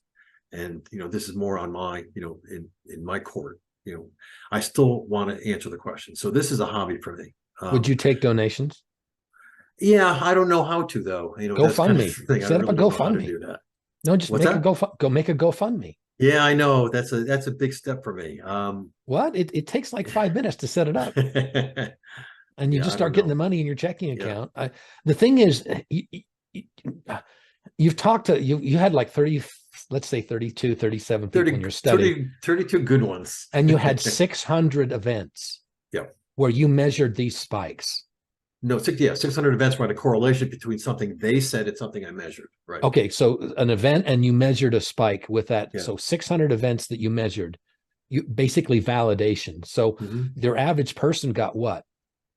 20? Yeah, 10. Yeah. 20. Okay, I'm Yeah, sorry. 20. Yeah. Yeah, they had 20 experiences where you Yep. measured a spike.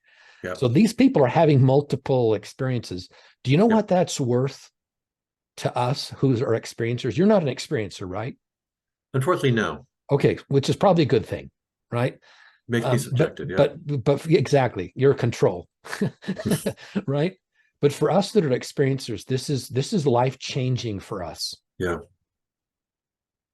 Actually, one of a secret? Travis is an experiencer. So well, no, I know. Very difficult dealing with him because he had a hard time staying on the science side. That surprises me because he's Mr. No, Scientist on the he's ranch. an amazing scientist. Oh, he's absolutely credible. I'm just kidding. And he's Rocket Man, and he's I love Travis. Does he have a device at his house? Because he's had all kinds of crazy things. I can't tell you. That means yes, right? I mean, he had a chicken get decapitated. I can't tell you. He's talked publicly about this. So okay. So fair enough. Okay. I don't want to know his results, but it seems like that would be a no-brainer. He's an experiencer. Do you have your devices on the ranch? No. So I had them on Blind Frog. I think at this point, Brandon didn't want any outside stuff during filming for obvious reasons. I mean, and I had so much data from other places that it wasn't even interest me. Can you say whether you had any of the film crew with devices? No, I can't. They probably still work, so no.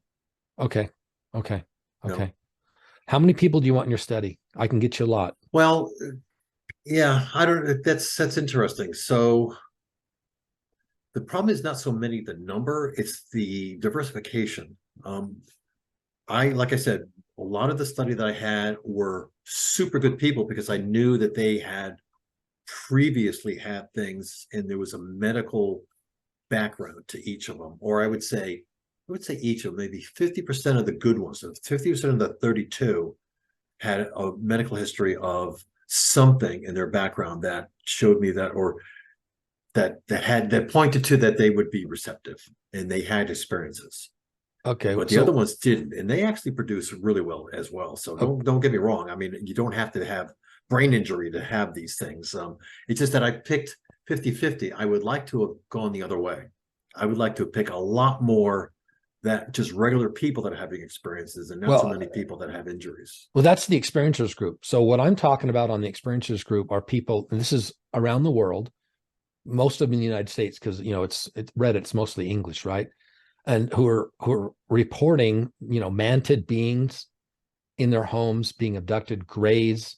I've talked to someone just last week that's have orbs that come in their house repeatedly. And what's interesting is they try to record them. They try to grab their phone and the phone's dead, or their hand, they have to drop their phone. And so none of them have any proof. And what I love about what you're doing is you've got that device that's beeping away, and you give them that peace of mind that, yes, we did get a gamma ray spike. Yep. And now you want to communicate with them. Let me ask you this. If these are non-human intelligence entities, they're letting you do this. They're not frying your equipment. No, that's actually quite true. What do you think I've never about that? had an instance where my equipment, actually anything ever happened to it. You've never had any equipment failures? That's actually a really good point. I didn't think of that. Maybe that's, and I always ask, because people around it, their phones would go dead, or their TV would crap out, or something would happen. And I said, I never had any issues with my stuff ever. That's amazing. So just a couple of days ago, just a couple of days ago on the Skinwalker Ranch Reddit, I actually updated I wrote up a Hitchhiker Effect paper that I sent you the link to. I updated that a couple of days ago because I was going to have this interview with you, and I wanted to make sure it was updated. And I posted it, and about 15 minutes later, I got a phone call from a very good friend of mine back east. And he said, I was reading that, and I got to the end of your post, Dean, and my computer caught fire. Oh, Jesus. And I said, what? And he said, I have flames shooting out the back of it. It smoked my house. He said it was right after I finished reading that. And so this entities, Jim, at this point, can we just admit this is a non-human intelligence? Come on. This isn't some random radiation in the ground. No, we've tried to come on. It's definitely not, because it does interact, and you can actually modify behavior. And it's not frying your equipment at all, but it's frying TVs and phones in the house. I mean, come on.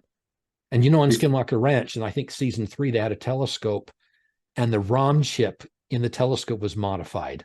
Oh boy. Right? So they can do pretty much anything they want. I think they want to communicate with you, Jim. Very possible. Very possible. Or they could stop you in a heartbeat. Yeah, so I have to be very, very careful. Like I said in the beginning, they're very cognizant of how you interact with them. Yes, they control it. They're 2 or 3 whatever. steps ahead. I'm not going to say them. That pins me down to thinking that it's something that I have to say somewhat objective. But yeah. So Jim, what got you here? In your own life story, you've never had an experience, but there's got to be things in your life that kind of bumped you to the point where you're sitting here with me right now and we're talking about this. I mean, just because you haven't had an experience doesn't mean that you haven't had an influence in your life that got you here. Maybe it's just Hal curiosity. Puthoff. I think if you think about what really got me here, Hal was a big influence on me. And before I got to Hal, I was a rational scientist. I worked on things like building stuff to make stuff. Then it got to be, wait a minute, there's things that we don't understand. Could you look into this? And I started looking into things that didn't make sense, and found that those are the interesting problems to solve. The stuff that makes sense already, it wasn't really interesting. It's sort of like Travis's journey, right? In the first episodes, he's saying this is all bull crap, right? Yep. And you're sitting there with Brandon Fugel and the team, and you're going, you got to be careful, dude. Yeah. Well, he got hit with radiation. You saw that in the show. I told him that. Well, he's said publicly he was on the ranch and he had a dream, and that Native American, he's had things. He called it stigmata himself. Are you an atheist? No, brought up Catholic. No, not an atheist whatsoever. No. Are you a true believer? Believer in God? Yeah, God. So my beliefs of God are kind of weird, but I do believe a God. Okay, but not the Catholic God, the Trinity, the Virgin Mary, all that. You're Catholic, but you've got your own. You've got a personal relationship with your deity. There it is. Yep. That's awesome. I have a certain way of expressing that. Yep. That's awesome. That's awesome. I really believe that the entity's got intentions for us to figure that out ourselves and have a one-on-one religion. Absolutely. Wow. So what do you make of all this? We've had an interesting conversation here. What do you think about all this? Well, like I said, I mean, if you really want to say, what the heck are you doing and why are you doing this? It's to really answer the questions. What is going, first of all, is there really something going on? And if so, what is going on? And can you interact with it? Can you actually communicate? And if there is something going on, can you modify behavior? That means you communicate. What's your contact plan? What if you start beeping signals and they beep back? Have you got in the back of your mind what you're going to do next? Like, are you going to try to do Morse code or? No. So it's even simpler than that. I don't want to modify behavior. I want to change its. I want to direct the course of its interaction with the person. So I'm going to I'm going to say to the person, I want you to do something specifically different than you normally do, and see if the interaction goes away and it or reacts to the way you've changed your interaction. Oh, you want the behavior to change to see if the gamma, if something. That's it. Like what? What are they going to do? Drink a glass of water, fart, pick Well, out the like dog? you think about it. So when people have these interactions, they do a certain. They've had them so often they do a certain thing, right? They will, they experience it in a certain way. They see something in the sky, they go grab their camera, they can do this, they have an interaction, and then the signal propagates, and then it goes away. So we would invent something that they don't do that. Maybe they do something completely different and see what happens. And see if I get a difference. What do you mean invent something? What are you going to invent? Well, they would do something different. Instead of getting a camera, they would treat it they would say something bad to it, or they would shine a light up into it, or they would do something that was not indicative of the way that they normally would interact with it. In other words, I can't tell if you're human unless you do something in reaction to something that I do. So you want them to actually make contact and communicate. Yeah, I want them to change their behavior based upon us changing our behavior. Maybe ask questions or, wow. The problem you're going to run into, Jim, though, is that, and this is my experience. So I had that experience. I was riding the horseback, freaked out, went in, told my mom, became a family secret, had a very vivid dream about Star Trek, actually. And then the next morning, it was like it didn't happen. It was like, you know what I'm saying? My mom had to remind me that I had the experience. I don't want to call it a memory wipe, but and over time, it seemed like it didn't really happen. I sort of made it up. Yep, I completely agree. I believe that. Have you seen that with other experiencers? Yeah, absolutely. Yep. It's not till later then, and that's a lot of the reasons why a lot of the things that got entered anecdotally didn't come for a while. It didn't come from like they had a process, their brain had a process. It took a while for their brain to spit it out and say, dude, you had some really weird stuff happen to you yesterday.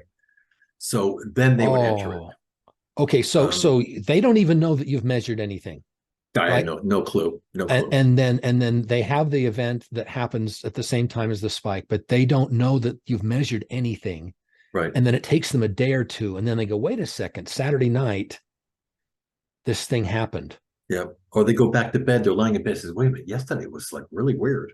Oh my gosh. Not all the time. I mean, most of the time it's like it's acute. So it happens right there, bam, bam.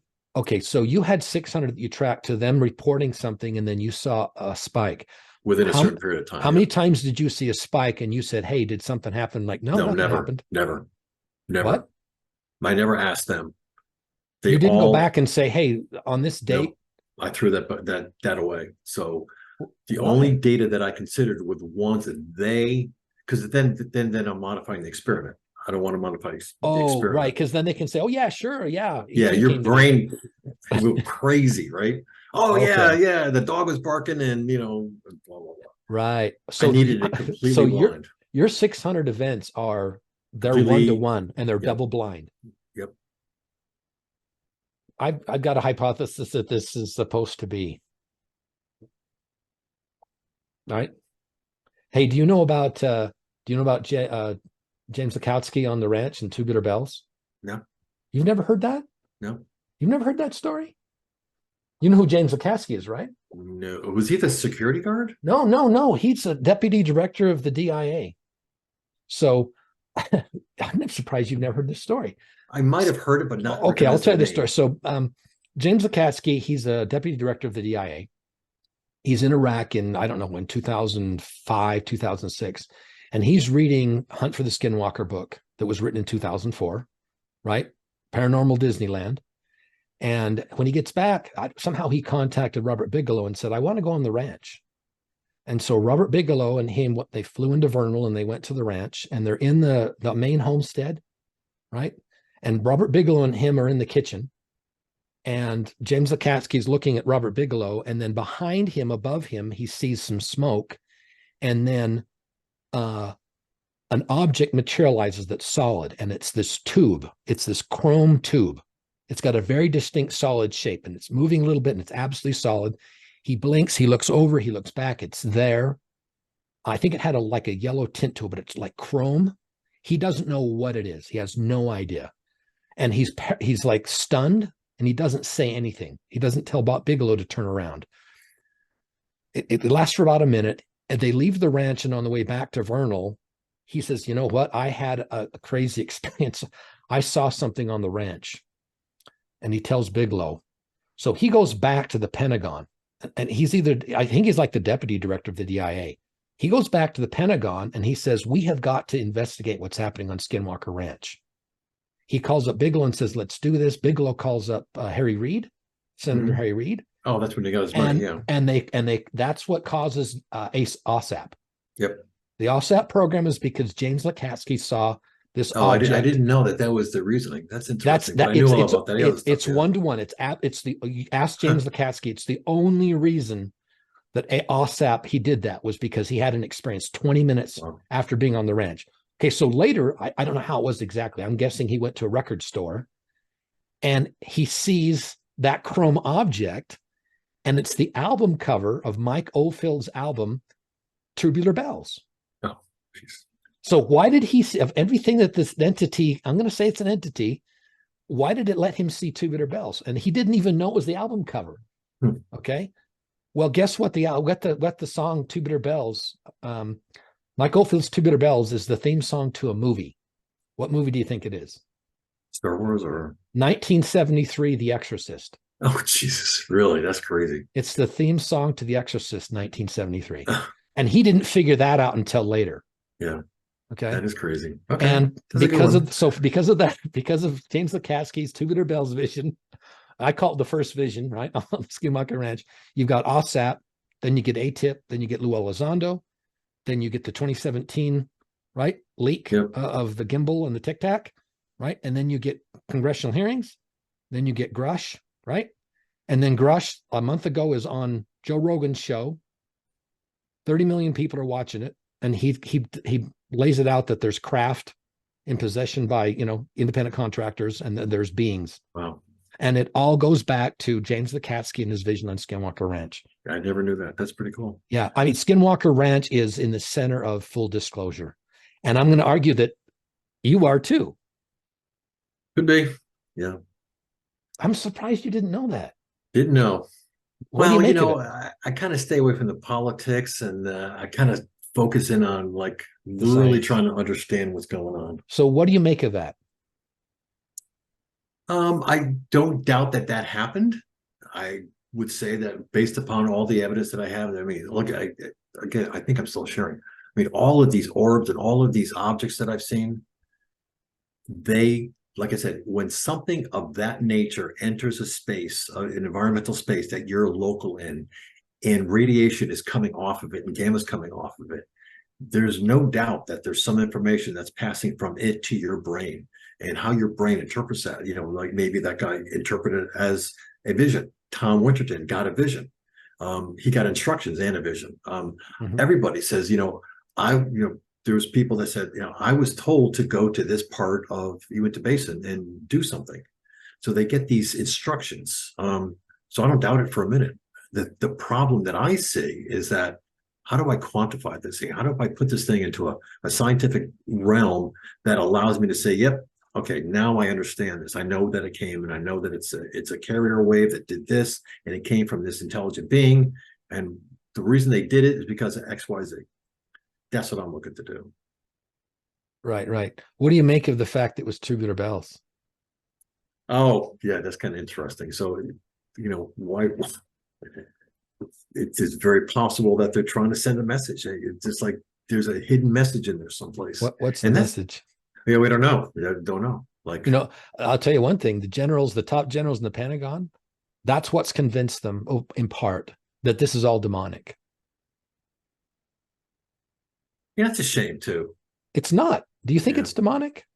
I don't think it's the. I think it's what it has to be. It has the characteristics of being what it needs to be in the situation that you present to it. So why would it need to have people in the Pentagon at the top levels think this is demonic when it's not? I don't know. That's a good question. That's a really good question. Everyone that's been on the ranch that studied this says that it's always 2 or 3 steps ahead of us, and it's precognitive. Yeah, that I believe. I mean, that I completely believe. That means it already knows the results of your next phase. Or yeah, that's actually true. How do you feel about that? Yeah, I don't. I think that I would like to understand, and it's kind of selfish. I would like to understand how it does it, so maybe we can pull out a little technology out of it to say, can we do things like that? Because that's the next level of our intelligence, right? Is that we're going to be able to do things that are beyond what we can visualize and rationalize right now. So if they're doing this and this is really happening and all this stuff we're seeing is not crazy, there's a level of technology and science out there that's well above ours that I'd like to take a look at. Well, you're close to Gary Nolan, right? Yeah, I know Gary Nolan. Yeah. Who else are you close to? So what's your ring of Well, Hal, okay. Dr. Dr. Green. Yeah. He's Hal's medical Kit Mhm. Green. So those are the three guys that are the science guys. And then there's people that I interact with that are Travis and stuff like that. Okay, so you've got an inner circle that's close to this about like 4 or 5 people. Yeah, right? I mean, there's lots of other columns in there. Oh, column, and then Jacques Vallée's in there, and all those guys are in that group. So But they're do all you like, talk to them? I'm on an email stream with them. That's pretty much it. I don't really talk to them. I talk to Hal, obviously, and I talk to Travis sometimes, but I'm on an email loop. Eric Davis is another guy that I'm very, very close with. And they all know about the results. They've all seen this PowerPoint presentation and they know what No, you're they doing. have not seen this. No, this is kind of in the just like maybe Travis and Dr. Green, myself, and they know about this. But Gary Nolan hasn't seen this? I don't think so. I think that he's kind of focused on the genetic side of things. That's his drive, is to go down that road. See, that's part of the problem is all this is siloed. Actually, he does know about it. I'm completely wrong. I'm sorry. Okay. Yeah, I'm wrong. Yes, he knows about it. What about, have you briefed anybody in the Pentagon? Can you talk about that at all? No, I can't, but I have many times.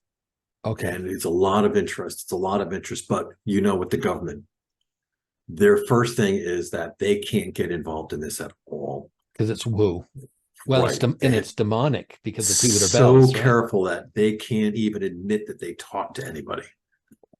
So I mean, that's really important that they don't do that. Now, Brandon Fugel, he has said publicly that he suspects that there may be other intelligence services from other countries in the Uinta Basin monitoring what's going on, that they're at least watching the TV show, right? No, could be. I don't know. Could this information be weaponized? I would say that any technology is greater than ours is a possibility of being weaponized.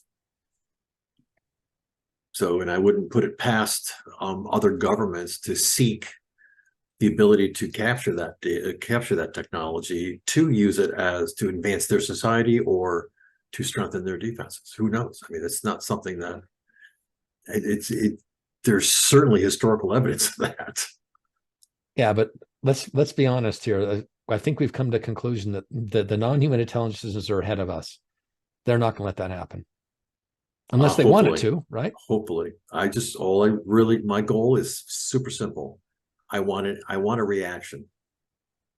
I want to be able to modify behavior just a little sliver.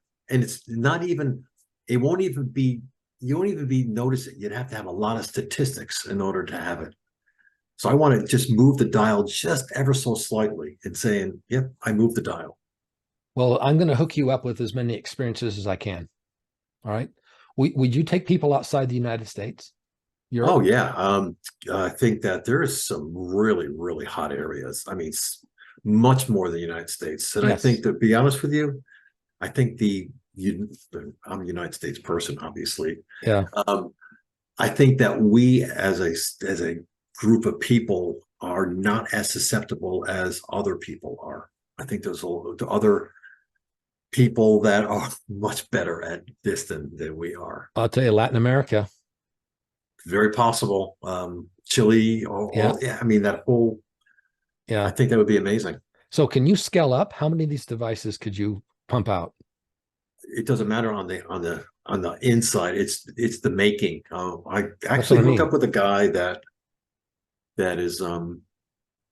wants to actually go into not a business per se, but do this in a significant way to produce these things, to get them out to people and start, really doing this on a social type of thing. Well, give me a target number. How many you want me to get you?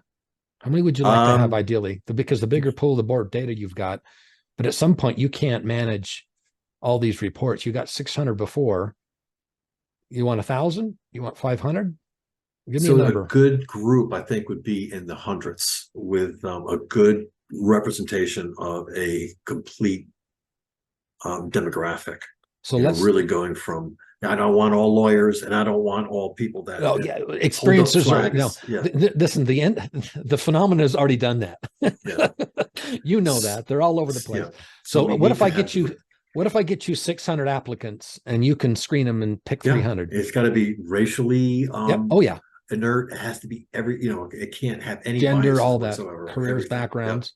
Have you got some kind of a screening survey that you could do? We had a paper that we sent out that was, don't forget, we only did 37 people. So I know, that's why I'm saying you need like 300. We haven't gotten to that point yet. I think that if we were this next one, again, don't forget the next phase was going to be scaled down to only a few people, because we picked out a certain group of people that had super interactions that we can rely and statistically have confidence that we can get to this entity, whatever it is, in a way that is predictable. And that's the important part. In science, you need predictability in order to conduct experiments. But on the other side, if we were to fire this up again to the point where we brought in a whole new group of people, then we'd have to screen and we'd have to do this and stuff like that.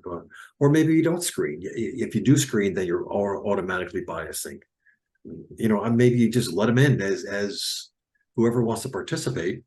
What I like about it is it's double blind, so they can't punk you, right?